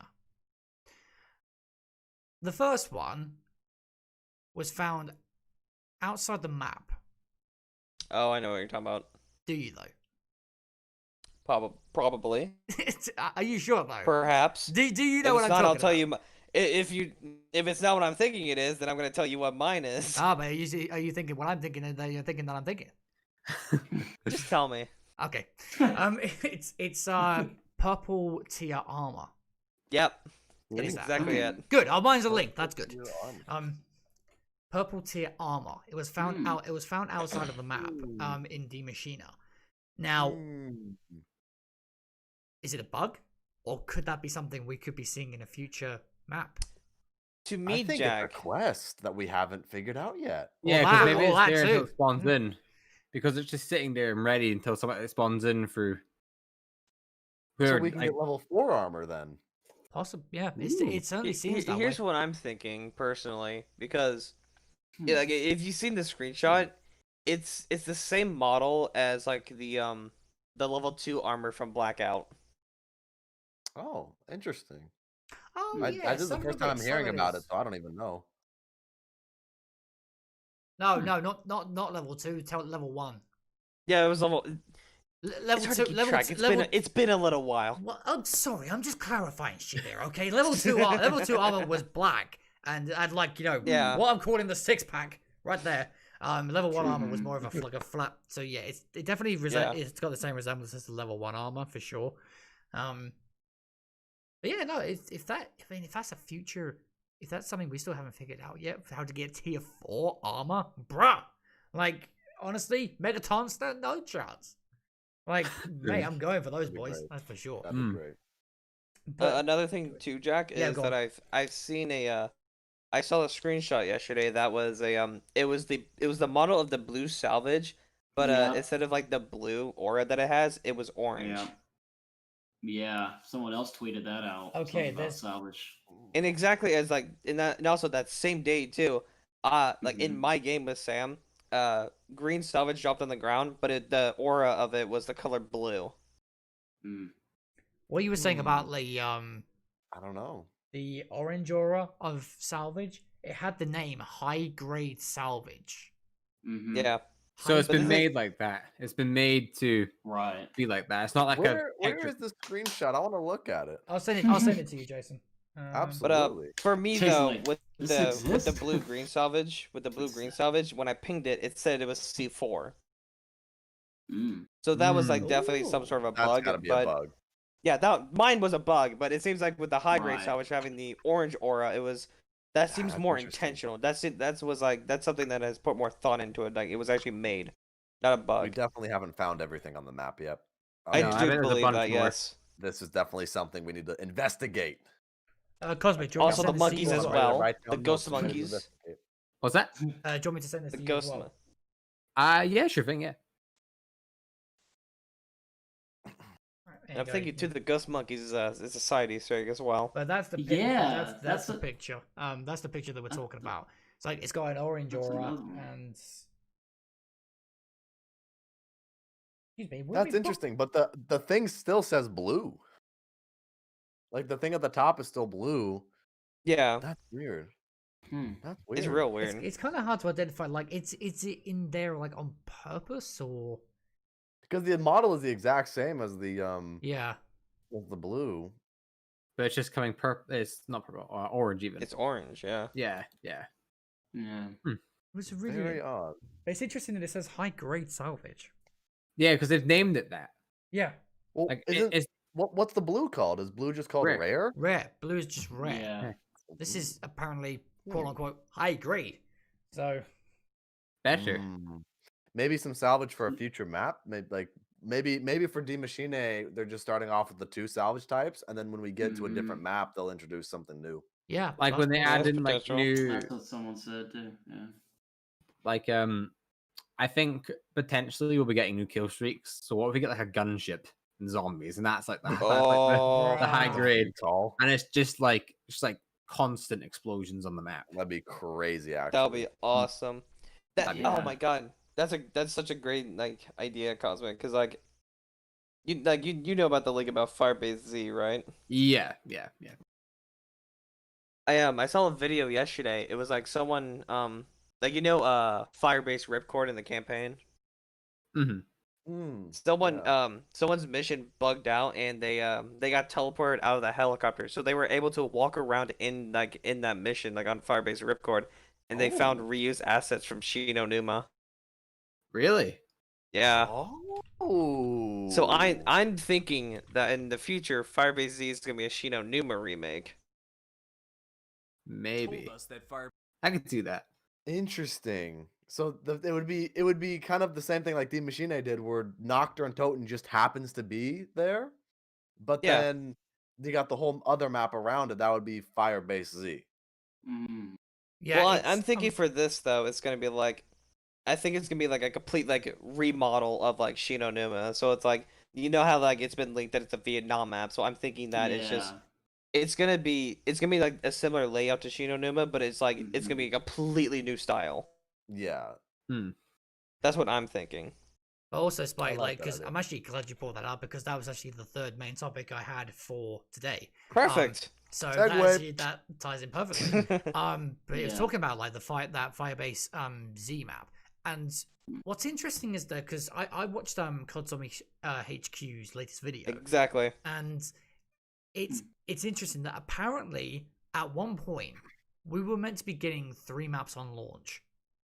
And one of those maps was Firebase Z. The other one map was D Machina, one map was Firebase Z, and then the other one And was then Noct Survival. and then Noct Survival. And that was supposed to be after you complete the campaign. Yeah, exactly. Give us Noct Survival now, Treyarch. Season 1's around the corner. You can do it now. Well, it's interesting that Oh, a lot of because people they could do it. A lot of people are theorizing that we're gonna get Noct Survival as like a map in season 1. Yeah, and so like that, so Absolutely. we get and then they could form on that order of we have one main map, then we have a small survival map, one main map, small survival map, and kind of go in that order. And you think of how many maps we would have by then? That would be so much content for the That'd be community. great. Like, Yeah. but it's also interesting that apparently, someone did say on Twitter, don't expect a new zombies map until around February. I heard that too. Yeah. That sounds. I kinda don't know fun. how true this is.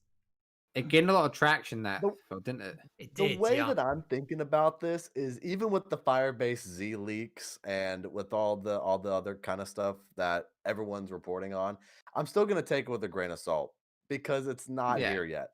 You Yeah, know, exactly it's right. not 100% confirmed. I mean, yeah. I mean, I don't know. I think it's a possibility that we're gonna get a Vietnam map because Yeah, I do what's too. I Firebase think that'd be Ripcord sick and- as hell. That'd be That great. would be. I want that. Um, That'd be yeah. But yeah, I don't know. I'm just taking everything with a grain of salt and just hoping that something cool happens. But I think about the nut Yeah. survival map. It was someone on Twitter they said this, okay, and I quote this. Originally after completing D Machina's main quest, you would load into a separate match of a Nuct survival map. And this is classic Nuct on Toten. It was cut for unknown reasons, maybe Really? DLC. Damn, that'd be Because cool. that could be something they're doing just because, as far as you can see from the multiplayer, they've taken a lot. There's a lot more stuff in the game, believe it or not. That's Mhm. supposed to be in the multiplayer, but it's not in there yet. But they're saving it for later seasons. Yeah, like there is like the K9 unit. Was Yeah, supposed K9 to be in unit the is- short streak. yeah. Yeah, I saw that. Yeah. and they're going to be adding that in probably later on. Yeah. So that could be what they're doing. Like, I don't know, let's just hold off and then add in as new content later, even if it's ready to go now. But if this Via Base C is the next map, I'm looking forward to playing it. I'm not gonna lie. Absolutely. It looks I'm definitely so cool. I'm fairly confident with the leaks of a Noct survival map and a Firebase Z map. I'm very confident in those two, but I'm not so sure about the other ones, like a Transit remake, a Berlin map, and another Derice fucking remake. Yeah. Oh, please, That sounds pretty shifty oh to my me. god, please don't. Honestly, Trout, you bring Dereza back, I'm coming over there, and I'm having a word with your head of staff, okay? I don't want another Dereza, for crying out loud. We just had Dereza Damn. Declassified released on Custom Zombies. That is the best Dereza experience to date. You can't change my mind, okay? Don't give us another freaking Dereza map, for crying out loud. Yeah. Fair enough. Actually, I'm more confident about the Berlin because we do go to East Berlin in the campaign. So Yeah, there's a lot of that makes assets there sense. for them to use. Yeah. But there's also a thing about this as well, which Treyarch released on Reddit. And it's talking about the content that's meant to be coming with Season 1 for Cold War. Yeah.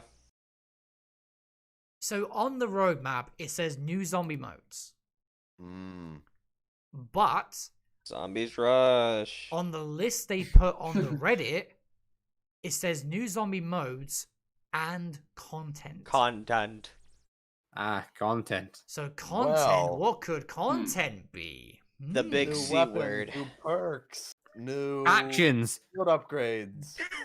Bro, Factions is so fucking dead. Factions. You know what's funny though? Come now. Like, Damn. I my one and only video about factions I put up a couple weeks ago when Black Ops Cold War came out, and it was a theory video about I think they could do it if they wanted to, because Mhm. if you look at the intel section of Black Ops Cold War, you've got Requiem, Omega, Maxis, and Dark Ether, which they all got their own little logos, they got their own emblems, and they have their own little subcategories, and they have a little section in the menu called exclusive content. So Ooh. there could be the potential of factions if they wanted to go for it. I want to join Requiem. I want to join Omega Group. I want to join the Dark Ether faction and be with the Yeah. zombies. Like, Yo. I think there could be a lot of potential there. Mm-hmm. I'd love to see that. I'm also really I would intrigued to too. know what these new zombie game modes are going to be as well. Like, I Really? mean, if it's honestly, if I'm being truthful with you guys, right? I actually really enjoyed Rush. I thought Rush was a really interesting game mode and very fast paced. A lot of action was involved, and I really liked Rush as a game mode. But I mean, you know, obviously, shout out to my boy Grief, mate. My boy Grief better be coming back. Oh, Grief is great. Like Grief, for God, be coming back, Trout. Please, Yeah. please, for crying out loud, bring Grief back. But Rush was really Rush was a really interesting game mode, and I think Rush put in the Cold War engine with the Cold War mechanics could work so well. Like you start off in the yard, and then you have to survive in, I don't know, the Nuct bedroom, and then you have to survive in the Nuct penthouse and make your way, then you have to survive in the crash site. It's like there's so many ways that they could do that, and I think it would actually work really well. But what do you guys think? I absolutely agree. I think Rush can be a good addition to Cold War Zombies. I think Rush in Black Ops 4 was a little neglected because Yeah. you literally it's still the day one sprinting zombies on round one. Yeah. or it's not still rounds in Rush, but It's still the Same 150 health. Yeah. yeah, it's still 3 hits. It's nothing changed in Rush at all in Black Ops 4, and that was the only thing that I found was unfortunate. But I did enjoy playing Rush, especially on maps that I liked, like Ancient Evil and Tagged or Toten. But yeah, I think Black Ops Cold War could benefit from it, and even Gauntlets. I mentioned this on the podcast yesterday on Division Z that Yep. people would be more inclined to play Gauntlets on Black Ops Cold War because more people actually like this game than Black Ops 4. Yes. And another thing too, personally, is that they need to give us actual rewards instead of have a sticker for your troubles of like 2 hours. Stickers. Like maybe at the end of every gauntlet, they give us a new weapon blueprint or something like that. That's what I'm saying. Yeah. Or Ethereum crystals or Ethereum something crystals, like that. yeah. Because they're already doing that in Onslaught, where you'll get a weapon blueprint for doing a certain challenge in it. So just rewrite it a wee bit. If you complete this, you get a weapon. Bada bing, bada boom. You get rewarded, and it's worth doing. Honestly, Onslaught is something I just find very funny because it's meant. I said this in your chat yesterday, guys. Onslaught's a PlayStation exclusive. It feels so lacking of content and feels so bare bones. I just at one point I feel kind of a little bit sorry for the PS community, but at the same time I'm just like, ha ha ha, you got this as an exclusive. It's like a massive. All right, the thing with Onslaught, I like how bare bones it is, and I like just plain survival because in a way, that's kind of our plain survival map that we're getting thus far. But of course, it's not actual zombies; it's Zombies Onslaught, but it's still zombies. I just think Zombies Onslaught would benefit from at least the Pack-a-Punch and a couple wall buys. That's it. Those are the only 2 changes that I would say you need to make this game mode really good, as opposed to just kind of okay. I'm all right with the perks dropping after every megaton kill. That gives you a really word for it, actually, for killing megaton. But yeah, I think Onslaught needs a little bit of help, just a little bit of help, like Rush. Rush needed a little bit of help. Onslaught needs a little bit of help. Yeah. Yeah, it's there's an interesting way to look at it, and I just find but also do you guys see that the YouTube content for Onslaught is lacking severely? It doesn't exist. I'm pretty sure, what was it? Lex said he said he only found 5 videos about Onslaught. 5 One of those is probably videos. me, to be honest with you. Damn. Shit. I mean, the 2 videos I've made on Onslaught are the announcement trailer and then playing it for the first time with Cosmic. That's it. That's it. I made one video about it. Nuketown Zombies, obviously, because it's Nuketown Zombies, right? And I probably won't make another video on it just because I only wanted to make it for that one thing because it's Nuketown. Yep. Yeah. And now I'm probably never going to touch it again. So probably. Right. Just quickly before we get into the Discord's topic time, there's one thing I want to cover that's kind of off zombies topic, and I want to discuss this because I'm kind of surprised, but at the same time I'm not surprised at all. And it's talking about the Marvel's Avengers game that was released. Yeah. Apparently, and I'm just getting the article up now. I think I know what you're on about already. Is it about bombing? Not just bombing. Bombing hard. Yeah. They said apparently Square Enix has seen a 7 billion, I think that's yen or something or other. I think that's the Chinese currency. 7 billion yen, I'm going to say, loss after lower than expected sales and high marketing costs. Apparently, it only sold 60% of its planned release, and that the numbers suggest that the game cost around $100 million to make. They lost 60%. Honestly, this game was hyped up so much people really excited for this game, Yikes. and it Yeah. and it gets released and it bombs this hard. I'm generally quite surprised. Wow. I was hyped for it when I seen the trailers, but I had seen the combat. Mhm. And when I seen the combat, I was like, you know what? I'm not buying this because I know exactly what's going to happen here. It's to me, the combat looks kind of not really polished. Mhm. Like, the game looks good and the game looks fun, but I just don't think it hits the mark for a lot of people. Like, the Spider-Man games pretty much have done well. Like, the PS4 Spider-Man and Miles Morales have done really well, right? Yes. You could say they're really similar games, right? Because they're in the Marvel universe sort of thing.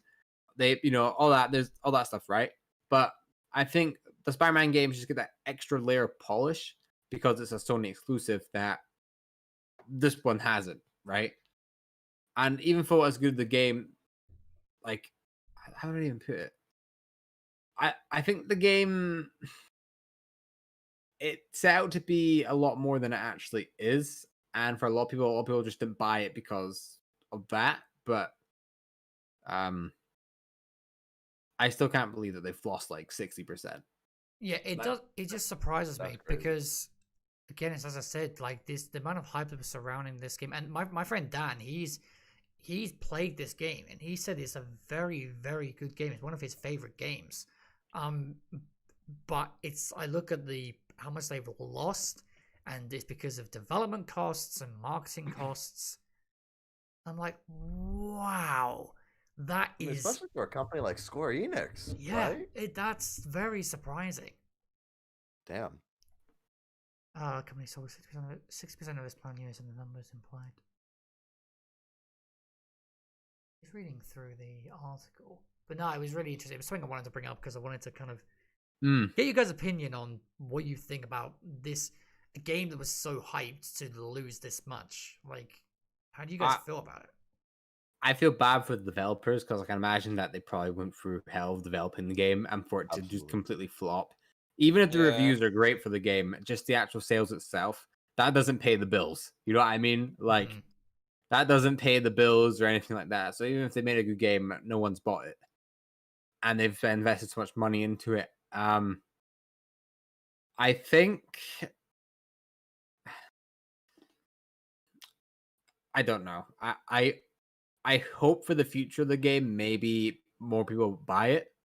Definitely don't really see that happening because there's the Spider-Man DLC that's going to be exclusive to Sony, but that only caters to people that are on PlayStation. So Yeah, that's the only thing that's really big and relevant coming out soon for the game that's coming to only PlayStation players. So there's not really any reason for an Xbox player or a PC player to buy the game as far as new content goes.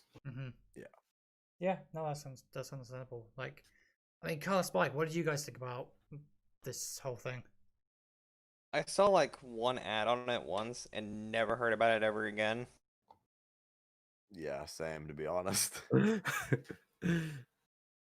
Yeah, it just So sucks. I completely forgot about its existence. Damn. It's like when you forget, like, but I think also like when you compare it to something like Spider-Man, the first Spider-Man game on PS4 was very widely positively received, and I think that has definitely helped the Miles Morales game come into the spotlight that it has and receive the overwhelmingly positive reviews that it has had, and that's definitely contributed to it. Yeah, no, it surprised me. Easton, just to let you know, we're talking about the Avengers game and how much it's flopped hard for Square Enix, but they still have plans to release post-launch content for it, regardless of how much it's lost. So they're trying to keep up, but I don't think they're going to get there. I wish them the best, and I hope it turns out to make maybe somewhat of a profit, but I would expect it. When a game's flopped that hard, that, I don't know. Yeah. I don't know what they can really do. Yeah. Okay, right, Spike, should we get into topic time? So Jason and Cosmic, we in my Discord we have a thing called topic time where members of the Discord can submit topics for us to discuss on the show, and from what I saw last, we have a fair few. So Spike, if you start to get into that, I'll be right back in 2 seconds. Okay. We were supposed to have a question by our buddy Gabe, but I could see that he completely forgot. So there goes that. There goes that question. But first question by Pyro: what's your favorite brand of peanut butter and why? I mean, I don't, I don't know. just the one I buy at the shop, I guess. I don't. I'm not gonna lie, right? It's a good question, but I don't remember peanut butter brands. I'm just gonna Yeah. say all of it. Yeah, I like peanut All of butter. it. Jason. You know what? I like crunchy. I like smooth. It's all good. I mean, It's all good. it's all good to me. I like PB&J. I like peanut butter toast. That's good too. Oh. Peanut butter crackers. He also asked, "What's the best Just sandwich?" listing things now. Best sandwich? Okay, Hmm. now that's gotta be a grilled cheese. Damn. Oh, that's made me hungry right there. That's grilled pretty cheese. good. I I'm ain't gonna inclined lie. to I agree. mean, I grew up with grilled cheese sandwiches as a kid, and it's my favorite meal, pretty much. So I gotta go Yeah. with grilled cheese. Is this the peanut butter question? Oh, yeah, we just said- We've just passed that. We're on Yeah. sandwiches now. yeah, we're on the sandwiches now. But But for me- the best sandwich, for one thing, I think all peanut butter tastes the same, so that's that. But for the sandwich, I don't know. It's like, see, because what I like to do is with a sandwich. Jason said grilled cheese. With a sandwich, I like to shove a lot of shit in a sandwich, and I'm talking like I'd go for lettuce, cucumber, cheese, salami, chorizo, parma ham, and just have that as a big Damn. fat sandwich. And that's just like, yep, Jesus. that's my jam. How many stories is that tall? I want to say it's like 7 or 8 stories tall. Shit. It's a big sandwich. It's a big sandwich. It's a bit much. It's a bit much. It's a Well, big for- one. For sandwiches, like I could eat anything really. I do like BLTs. I'll say that. But I quite like a lot of like the veg in that in my sandwich as well, because like I like it when a sandwich feels big, like because it feels like there's more there, right? Yeah. But I'll just throw as much as I can on something, I guess, as well. Yeah, yeah. Like I'll just I'll just put a bunch of stuff on there that doesn't need to be on there, but I just do it to make it bigger. even though it might not taste good, I'm just like, Yeah. yeah, this is a fat sandwich. I like this. I know exactly what I'm doing after the podcast here. Go I'm for a gonna go grilled eat some cheese lunch. sandwich? I'll do it. I'm gonna make something. I'm gonna make something. Oh, God, what about you? I mean, as far as brand of peanut butter, I mean, I'd say Jif only because like that's not like national brand. I mean, like it's the only one I ever buy, I guess. Fair enough. Or unless I'm buying like the peanut butter jelly mix, like the was that Goober brand or whatever has. Is it GIF or GIF? Oh dear lord. No, Jason, not that rabbit hole. Stop while you can. Don't do it. I think they tried to debate that on Is What It Is one time, and I was like, Oh no. Lord. We had a question like that last episode, I believe. Mate, Gif. that's even on the Big Bang Oh Theory. yeah, that's Like it. that's even on the Big Bang Theory. So like Leonard's just like, you know, well G stands for graphics, so it's a hard G, so therefore it'd be GIF. And they're just like, no, you're wrong. I'm just like, it's GIF, mate.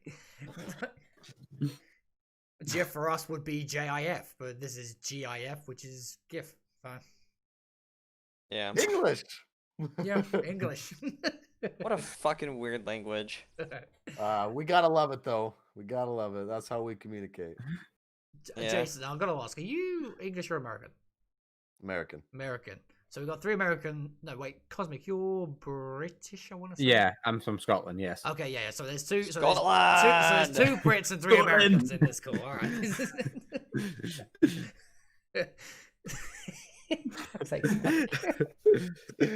Fair. Okay.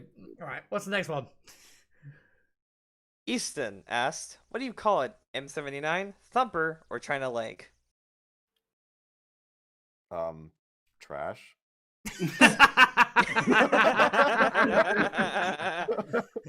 That is exactly right. Yeah. Gold star. Big funnies, I would call them. Not good. Oh, yeah, Inferior. it's absolute trash. I just Yeah. call God it awful that weapon. gun. I've got that gun. Well, no, Like- I label anything like that as China Lake, just because China Lake's bad. I think when you say China Lake, I think people are like, yeah, that's kind of bad. So I just call everything like that China Lake. Yeah. China Lake. Yeah. But Why actually, a fun China fact Lake, though, though? the calling card to get the M79 gold, actually, the model of it is actually the China Lake, not the model that you see in game. Wow. Hmm. Didn't know China that. Lake. It's secretly the China China Lake. They're just waiting to update it with season 1. Yes, that's all it's gonna be. So We this haven't updated season, the model yet. this season we bring a lot more new content. First of all, the China Lake comes back, and then it just ends Yeah. there. First of all, we're renaming the M79. Second of season all, 1. we're taking a vacation for the rest of the year. Okay, right. What's the next one? Ethan also asks, what perks would y'all want to see return, and what would their upgrade tiers be?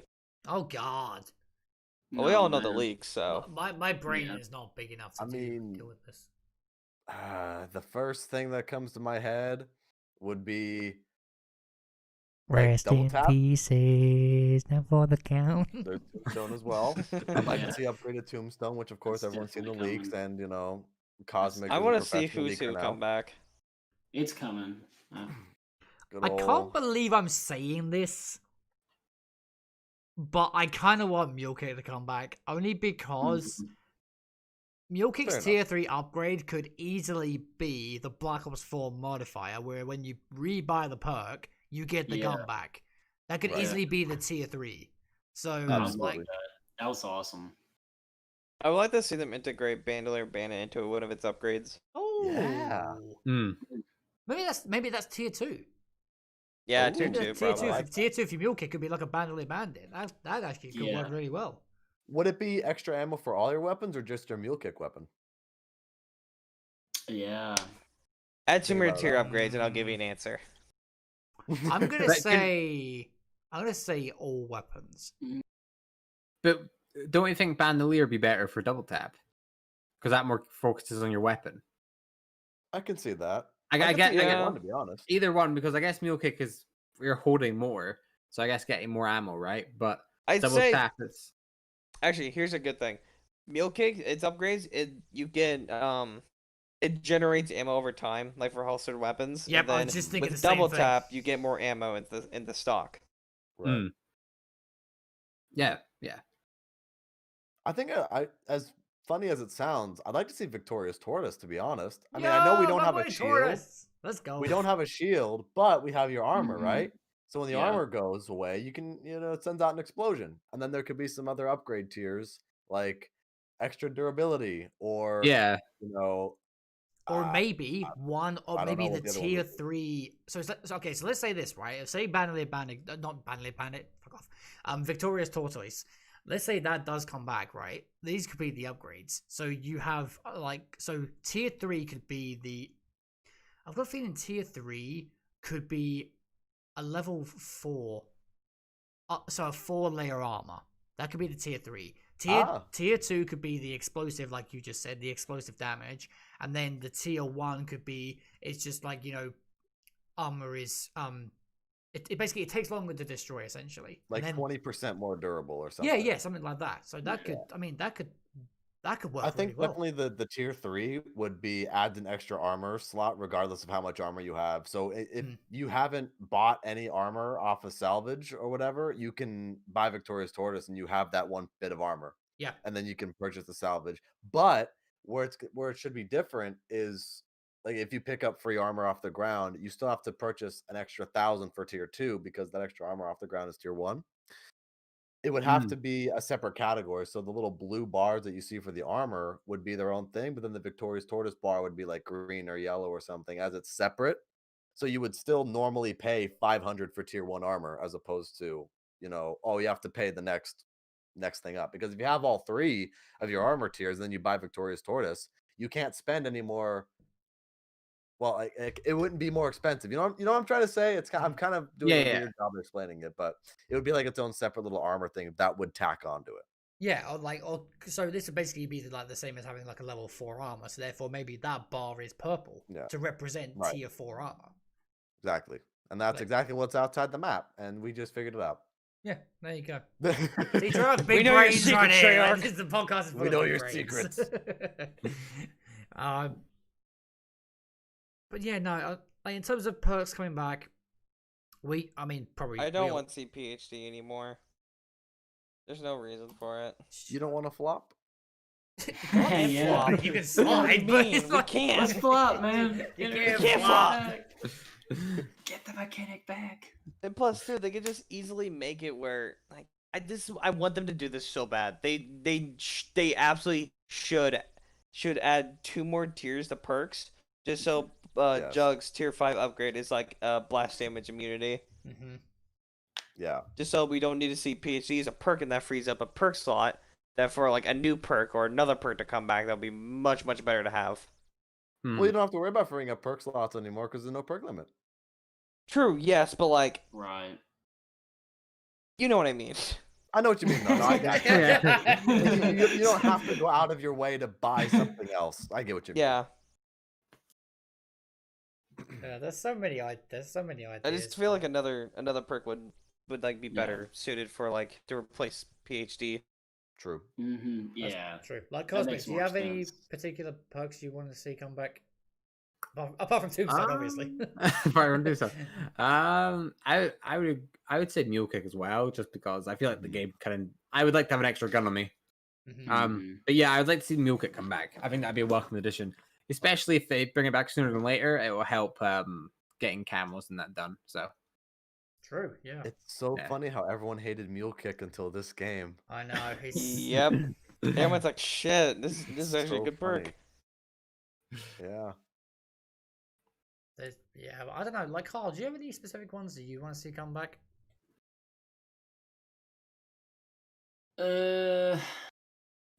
Yeah, like Cosmic said, I'd like to see Mule Kick. I don't know why I used to always run Mule Kick when everyone hated it.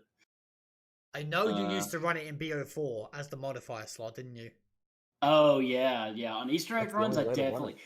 I mean, because it could be very useful, yeah, when you need like the wonder weapon, your main weapon, and like just I don't know some other side weapon or whatever. Mm-hmm. Yeah, but I would run in that game a lot because it would help with the Easter eggs, certain ones. I think that one is the one I would like to see come back. It's a good call. Just trying to. I don't know. It'd be kind of cool to see Electric Cherry come back. I think I want to see that one come back because if they have that jingle floating out there like they say they do, I want to hear it. Oh, yeah. Yeah. So, and it's an 80s theme. I mean, it's a disco theme. So Yeah, it's like gotta it fits be perfectly. It's gotta be in the game. It has to be. Like, Mm, there's no question. point. Like, it just has to be. Am I weird in saying I want my girl Luna to come back? no, because No? Double Fight is a good perk. Thank you. Okay, I'm not the only one who thinks it. That's nice. Thank you. I knew Jack was. Dude, Well, Blood Fight Bowl, is a great honestly, Luna was the MVP of any game that we played. Like that's just it. It's great. It does a lot of damage. I mean, Luna taking out the Megaton, that would just be great. Bro, I'd That'd be- love to see nice. that. I would love to see Luna just go ham on the Megaton, and I'd just be like, sucker. Like, okay. I want to see who's who come back. Let's see who's who. You got a big, crush on who's who, haven't you? Jack, I'm telling you, dude. If I they knew. do it right, who's who would be one of the best perks ever made. I'll agree with that. I've agreed with I'd you. like to. I've agreed with you in the sense that, like, who's who was done poorly, but if done right, it would be a very fantastic perk. But they gotta do it right. If they just bring the old Tombstone back, not Tombstone, fuck me, Who's who? the old Who's Who come back and just stick it in Cold War and just saying, here's your Who's Who, I'm just being like, no, I want change. There is Shoot with so the much they tiers, can it could do, work. especially with these tier upgrades now. They Yeah, could do that's- so much with it. That's what I was thinking. The tier would really help it. There is seriously so much potential for it Give it more to come back depth. and be good. I'd like to see it. Tier 3 for Blood Wolf Bite is Cerberus.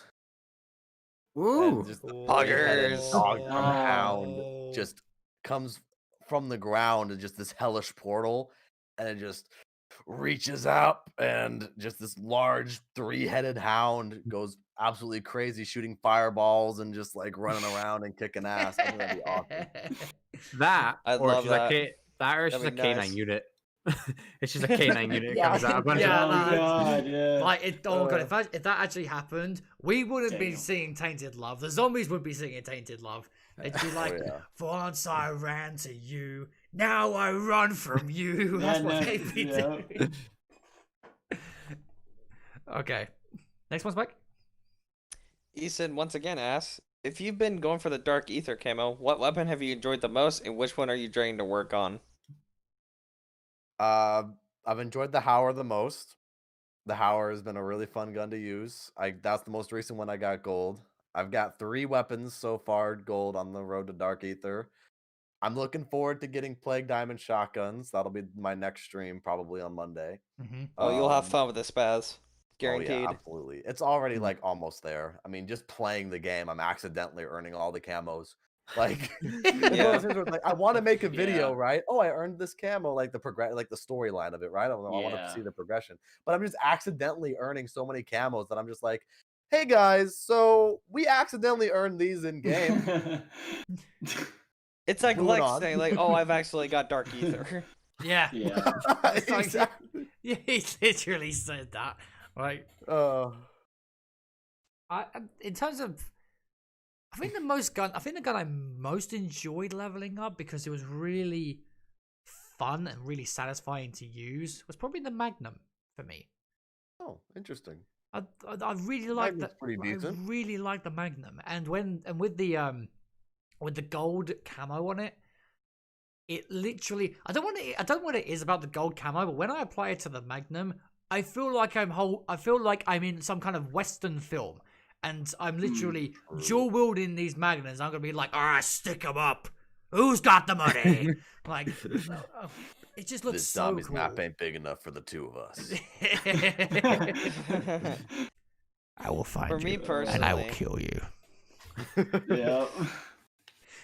for me personally, the worst is over. I did the M79. Fuck that shit. That gun is trash. Ugh. The rocket launchers were kind of a pain. I really didn't like the fact that Sigma, like, when it's pack-a-punch and you shoot it, you literally, like, okay, you're looking forward with the Sigma, then you shoot it and you're looking straight up. It's absolutely heck? horrendous. It's bad. It's so bad. The RPG was that in much mind. better, though. Yeah, I was leveling up the RPG a little bit last night. I'm close. I'm close to getting it there so I can start the grind, but it's hard. For It's hard to me level so up far, monsters. I've done the knife, the M79, and for whatever reason, the game counts that as 2 separate categories, even though you get Plague Diamond after you get both of those done. Shotguns are done, rocket launchers are done. I'm working on pistols now. Got the M1911 done. Close on the Diamante. Got to work on the Magnum. The next is gonna be SMGs and ARs. Nice. The grind is just real. It's a good grind. Yeah, I it love is, yeah. I love It's been fun being though, on the yeah. road. Yeah, like as of now, you don't need to do all the categories for Dark Ether. You can prematurely get it without doing 2 categories. That's what's so fucking funny to me. Like, Yeah. I know that's not intentional, but it's like, It's so funny. like it just, it's weird. It's weird, but it's funny. It's weird, Yeah. but it's funny. Cosmic, do you have No, I can a see particular that. gun that you enjoyed working on? Oh my goodness. I see For that me, Magnum. Damn Or it. Damn it, Jason. probably the spaz. I think the spaz was the most fun I had doing it.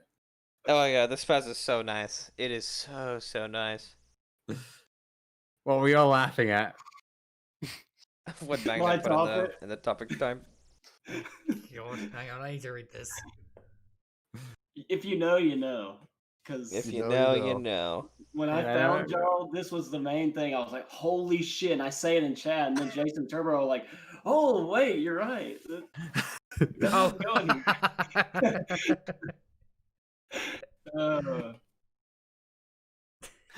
Oh god, to see that. It haunts me in my dreams. Like, Oh man. ooh. Oh, God, imagine if that was the case. That'd be so funny. Oh, Keep Ladies and gentlemen, welcome to your daily dose of Oh, zombies intel from the stop. community and the game. What the fuck? here on COD Right. Zombies HQ. Here Thank you on COD so Zombies much for HQ. tuning in today. Now, Mr. T Lexify has accidentally earned Dark Ether camo. You two are actually identical. Holy shit. I mean, like, immediately, I'm just like, holy shit. That's what before you were embellishing the voice. It's like, Dude, Man, you do, I man. love- You sound like him. I love voice Scary. acting. I love doing voices. So, Yeah. you know what? It's all a part of what I love to do. You know what? You'd actually be a really good kind of voiceover actor. You Oh, hell, when you put yeah. that voice on, you have that kind of charisma about it. Like it just fits Appreciate so it. well. Like I mean, I've been through a lot of auditions on voiceovers before. Only ever had one voiceover job before. It was long ass time ago, but I'd love to get into some voice acting again. And mate, go just- for it. Honestly, you'd be just fantastic. Going, I appreciate the real. support. I appreciate it. All right, Spike. Do we have Right. another one? Last question's by Louis Bergoli. You find a book, and once you start reading, you discover it's the story of your life. Once you reach the point you're at now, would you continue to read knowing that you can't change the future chapters? So the Chronorium. The Canorian, then. Yeah, exactly, yes. I would love to keep You find the reading, actually. Chronorium, Yeah. and it predicts I your would love to entire keep reading future. because let's Mm. think about it. Right? All right. So alternate universes and quantum mechanics, ladies and gentlemen. we can learn one reality and create a new reality. Learn about one reality and then create another reality through Yeah, different that- choices. Yeah. So Yeah. we could definitely read the story of our lives and go, okay, what don't I like? Or okay, what can benefit me? Or if you want to be like that, you read the rest of your life and you let it keep going the way it's supposed to go, Yeah. because maybe everything was meant to happen for a reason. And then you'll Yeah. actually be happier on that timeline than the timeline that you want to create. So there's a lot of different things that you got to keep into consideration. But I think I'd like to read more because I want to unlock the keys to the universe. Wonderful answer. This guy sounds like he could be on the Big Bang Theory. Like honestly. Our whole universe is in a hot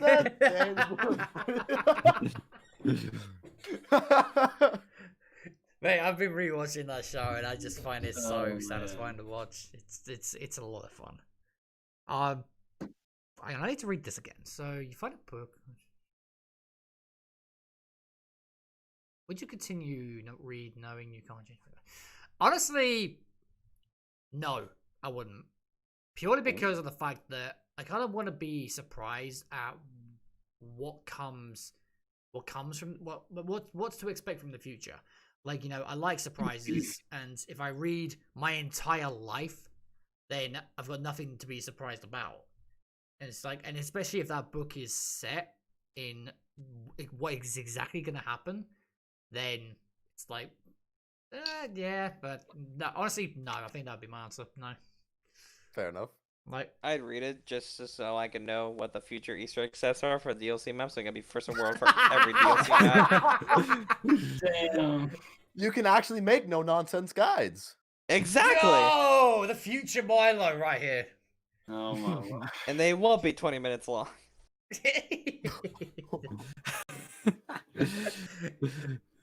I'm so glad to watch this podcast. Kyle, would you continue reading the book?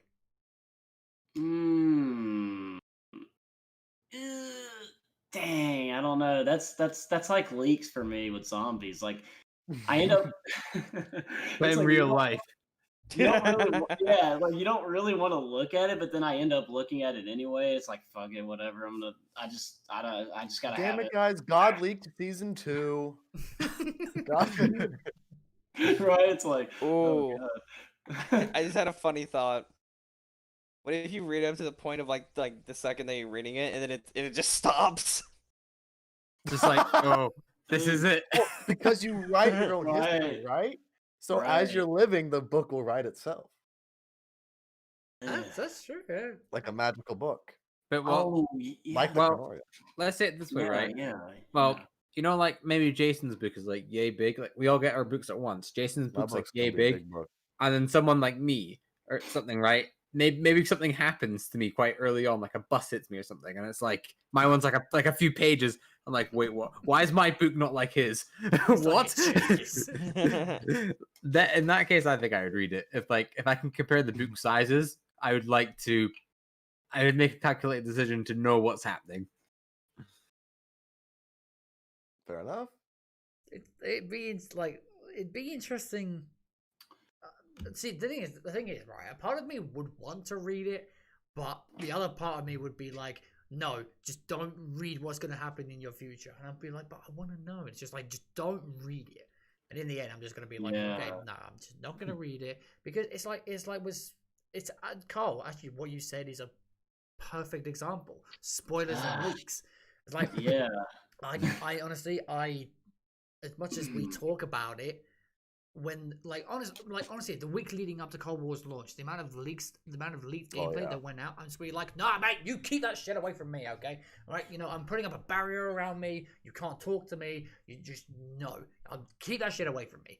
And it paid off. I went into the machine now completely not knowing anything, and it was so much better of a first experience than like, what was it? I think it was like Blood of the Dead. I saw a bit of gameplay for Blood of the Dead, and I kind of knew what to expect, but at the same time, it still surprised me.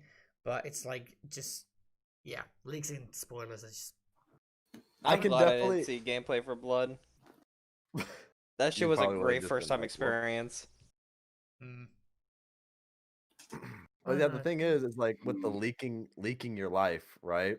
That's a deep subject, because I also agree with you want to experience things as they happen, and you want to go where life takes you, and all that kind of stuff. I just think it'd be really interesting, because it would be one of those.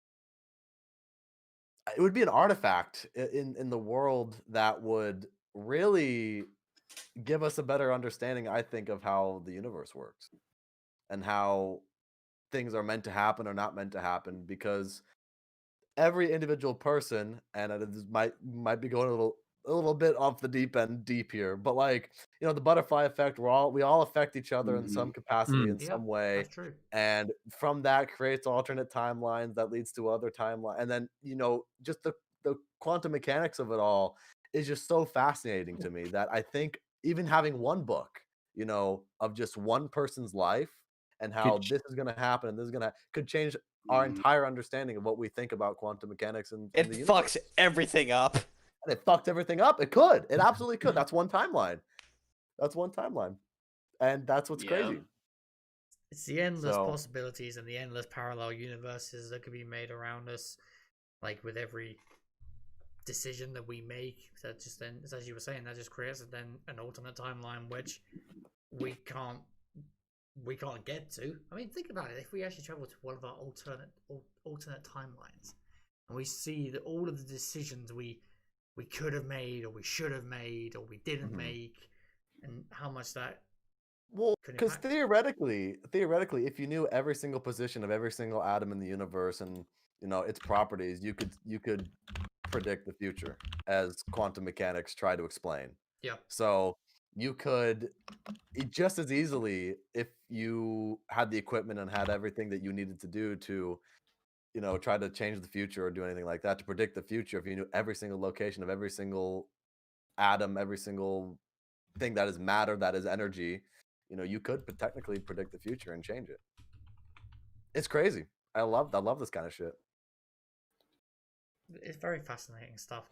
My brother's a very intelligent person, and he knows so much about this kind of stuff that when he talks to me, I want to take it in, but it just ends up going out like in one ear and out the other, because I just can't grasp the information that he can. Honestly, he's so smart, and when he talks to me, I literally feel like I'm the dumbest person on earth. I feel like Patrick Star compared to SpongeBob. I'm just like, oh no. Oh, okay. All right, guys. Was that the last topic, Spike? Yep. Okie dokie. It was supposed to be one by Gabe. It was going to be a good one that he said, but it's not here. Okay, well, Gabe, you missed your chance, dude. Sorry about that. You missed your Rip. chance. Hey Jack, did I get one last question in for Jason and Yeah, of and course you can, Cosmo? dude. Of course you can. Just really quick, but I was wondering, like, what are your guys like? I guess views on your future on YouTube, but also just future on what you want to do in life, like career wise. Do y'all know that or? I definitely wanna grow this as much as possible. Okay. I love making zombies content and just gaming content in general, I definitely my base right now is in Call of Duty Zombies, but I would definitely like to expand outwards in the Hmm. future for other things and just really entertainment, Mm, because for those of you who might not know, my background is in the entertainment industry. I'm a writer director, and this is wow. another way for me to express what I want to create. And that's what it's always been about to me. I love video games, so I might as well do something with it. I want to create something fun and play games at the same time, and it's all about having fun. Hmm. And yeah, definitely on YouTube and Twitch. I'd love to continue going forward with that and all that kind of stuff. I definitely just no matter what I'm doing in life, I see myself as constantly entertaining, whether it's in a few years for whatever reason YouTube doesn't work out or whatever. I'm still gonna try to Yeah. entertain. Writing, directing, YouTube, whatever it is. Cool. For me, I love doing YouTube. I think if YouTube were to ever work out as a proper job, that would be great. I want to grow as I want to keep going. I'll constantly keep growing as long as I can. And the way I look at it is, if I get big and I can do this as a job, that's amazing. And if I can, it's still fine. I'm just going to get a normal job. I'm going to do YouTube as a hobby because that's what comes down at the end of the day. Like, I think there's so many people that get into YouTube and that for the wrong reasons because they see, I don't know, like Logan Paul with a good car, right? And that's just not the way to go because you can tell when Yeah. someone's in it for the money and the popularity and that. And I think you have to Yeah. go in. You have to go in wanting to create content. Like, you see, when I hit 50 subscribers, I was like, oh my god, this is crazy. And then 100, I constantly felt like that and grateful for all the support I was getting in. Mhm. And I was really happy with the growth. But at the end of the day, like I constantly knew that I'm doing this for the content, and it'll never be one of them things where like, like I'm not doing it for the money. It's like my whole thing with YouTube. Like anyone watching this now, if you want to start on YouTube, if you're thinking about doing it for the money, just don't do it because you're not going to go anywhere. Like it's just not going to work out for you. But as far as my future on YouTube, I think my future is going to consistently be I want to do it because I enjoy it, and if it works out as a job, that's great. But if not, then I don't know. I'll probably go back to college and find something I actually want to do. Maybe something with computers because I quite like building PCs and things like that. So, yeah. Cool. Yeah, man, that's No, awesome. that's awesome. Nice. Yeah. And just before we finish up the show here, I do have one more question for you two, and it's about your podcast. It's about the Division Z podcast. What made you want to start doing the podcast, and like where do you see it going forward? Well, personally, I've always had the thought in the back of my head that I've always wanted to do a podcast eventually. And so me and Cosmic were making content together for a little while until he brought it forward. He's like, "Hey, I want to do a Zombies podcast." Yeah. And I'm like, "You know what? That's a good idea, Mhm. I had thought about podcasts before in the past, but then I figured, well, I'm making content, I'm collaborating with other creators. Might as well start trying it out now. And so, we set everything up, got the name, the logo, all that kind of stuff, and we just talk about zombies. Yeah. And where I see this podcast, honestly, I think we can do some good things with this in the future, to be Yeah. honest. I think, we're already, I think, doing some really good things because, the Division Z podcast, for those of you who don't know, we're hosting a charity stream on December 9th for Wounded Warrior Project. And, if you were to ask me at the beginning of 2020 if I'd be doing this and like I would be doing so many important things like this, I'd be like, whoa, that's crazy. you know, but it's just one of those things where because of the collaborations in the community that I've done, and you know how much of a good friend Cosmic is, you know, I think it really solidified my I think this is the good time to start a podcast, and let's build something. Let's build a good community off of this. And Yeah. definitely got some thoughts in the back of my head that I want to do with this podcast, but you know what? Better to just Yeah. show you rather than just say. Yeah, yeah. Yeah. On my end of things, well, I think I started YouTube not really knowing a lot, as everyone does, right? You kind of get into it just starting to, like, you know, make videos and things like that. And then I came across one of Jason's videos, and it started from there. I wanted to do a podcast, but I didn't want to do it solo because I feel like you need people, like you need more than one person there to do a podcast sort of thing. And me and Jason did a few videos together, and I felt like the flow was really good. Like we kind of have the same sense of humor. We're both passionate about zombies because because my idea was having a zombie community, not zombie community, a podcast for people in the zombie community, big or small, to interact with and have a good time, and there'd be a constant flowing conversation. And then I eventually brought up the idea to Jason, and Jason put a lot of work into the design, the name, the logo that we have. He did a lot of the technical stuff. Like, I just had the idea of let's do a podcast. And then episode 1 came out. We did it. We really enjoyed it. And a lot, like, I mean, if you were to ask me, like how Jason said, like, would you expect me doing something like a charity live stream by the end of 2020? I would say no as well, because like I wasn't even on YouTube properly at the start of 2020. I think I uploaded like maybe one video, and it wasn't like kind of a video, right? But as far as the overall success as well, I'm astounded by how popular it seems to be picking up. Like with bigger people in the community, like Rizzo or COD Zombie HQ coming on, like Nice. because I grew up, like, I feel like a lot of people grew up watching them, right? Especially me, because like I'm 19 now, so I grew up watching these people. Yeah. And I never thought I would have like a chance to interact with these people that I looked up to. And fact is this, I have, and that there has really given me the push for this podcast. I know it's good, but that initial push that I got from that makes me think that me and Jason can really do a lot of good with this. And I think this charity live stream is going to be the first of many great things we're going to be able to do with it once it goes up. Absolutely. That's awesome. And just like all those points you just made there is kind of it's a similar thing with our podcast that we got going on. Like Spike, he brought the initial idea to me about, you know, doing a video talking about like our thoughts on, at the time it was our thoughts on the torture path. Yeah. And from there it just evaporated into what's now the ZombSquad podcast. Like we've had the guests we've had on, like you guys talk about, you've had COD Zombies HQ on, you've had John Rizzo on. It's a similar situation with us. We've had Johnny J25 on, we've had Turbo on, we've had Greg FPS on, and the Raygun Project as well. We've had him on. It blows our minds to, like, because we do this jokingly, but we kind of consider this to be a season 2 of the podcast. Like, so season 1 was, so we had season 1, then we had a little hiatus, and now we're in the midst of season 2.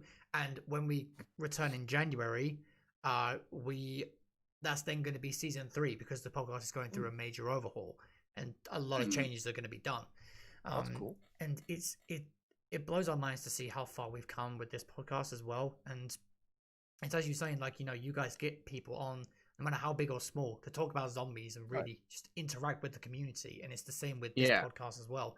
It's like the people we've had on, no matter how big or small, we've thoroughly enjoyed having them on, just talking about this, you know, about a game mode that we all share a passion, a love, and an interest for. And exactly. We just, we can't wait to see kind of where it goes from here. Yeah. Absolutely. At the end of the day, all this stems from our love of gaming, and you know, absolutely, because we believe in this form of entertainment. We believe in this media, and it can do a lot of good things for a lot of good people around the world. And I think, you know, just sitting here talking about it and just having a good time and having fun with it really is what it comes down to at the end of the day. Is, you know, what more could you want? You know, we're just, you know, sitting down, having a good time with a bunch of like-minded people. Yeah, exactly. Yeah, exactly. Definitely. So I couldn't agree more. Okay, guys, that is going to wrap up this episode of the ZombSquad Podcast, the very first crossover episode with the Division C. And I think I'd speak for everyone in this call that this has been a huge success as a first major crossover for the podcast. Absolutely. I've thoroughly enjoyed every Absolutely. single second of this episode, and I seriously think this might be my favorite episode of all time that we've had. Like, honestly, getting you guys on was it was just fantastic. I loved every second of this episode. That's awesome. Thank you to both of you for coming on. Really appreciate it. Oh, thank you for having us. Yeah, thanks for Yeah, having for me. real. Absolutely. Yeah. It was great coming on. Yeah. This is fun. This is really fun. Good. Well, we're glad. And we are, well, let's just say that things are looking up for the podcast, and we're excited to see what future guests we have on. But we will see you guys very soon for the next episode 40 of the ZombSquad Podcast. Holy motherfucking shit. And I'm going to be seeing the same thing when we get to episode 50. Holy motherfucking shit. But we really enjoyed this episode. Thank you again to Carl and Spike for coming on, guys, because I don't make this show. We make this show, okay? We are a collective unit. Yeah. And that is how we're always going to be. No one's singled out. It's all about having a good time. Thank you very much, guys, for tuning in. Thank you to everyone for submitting your topics, and we'll see you on the next episode of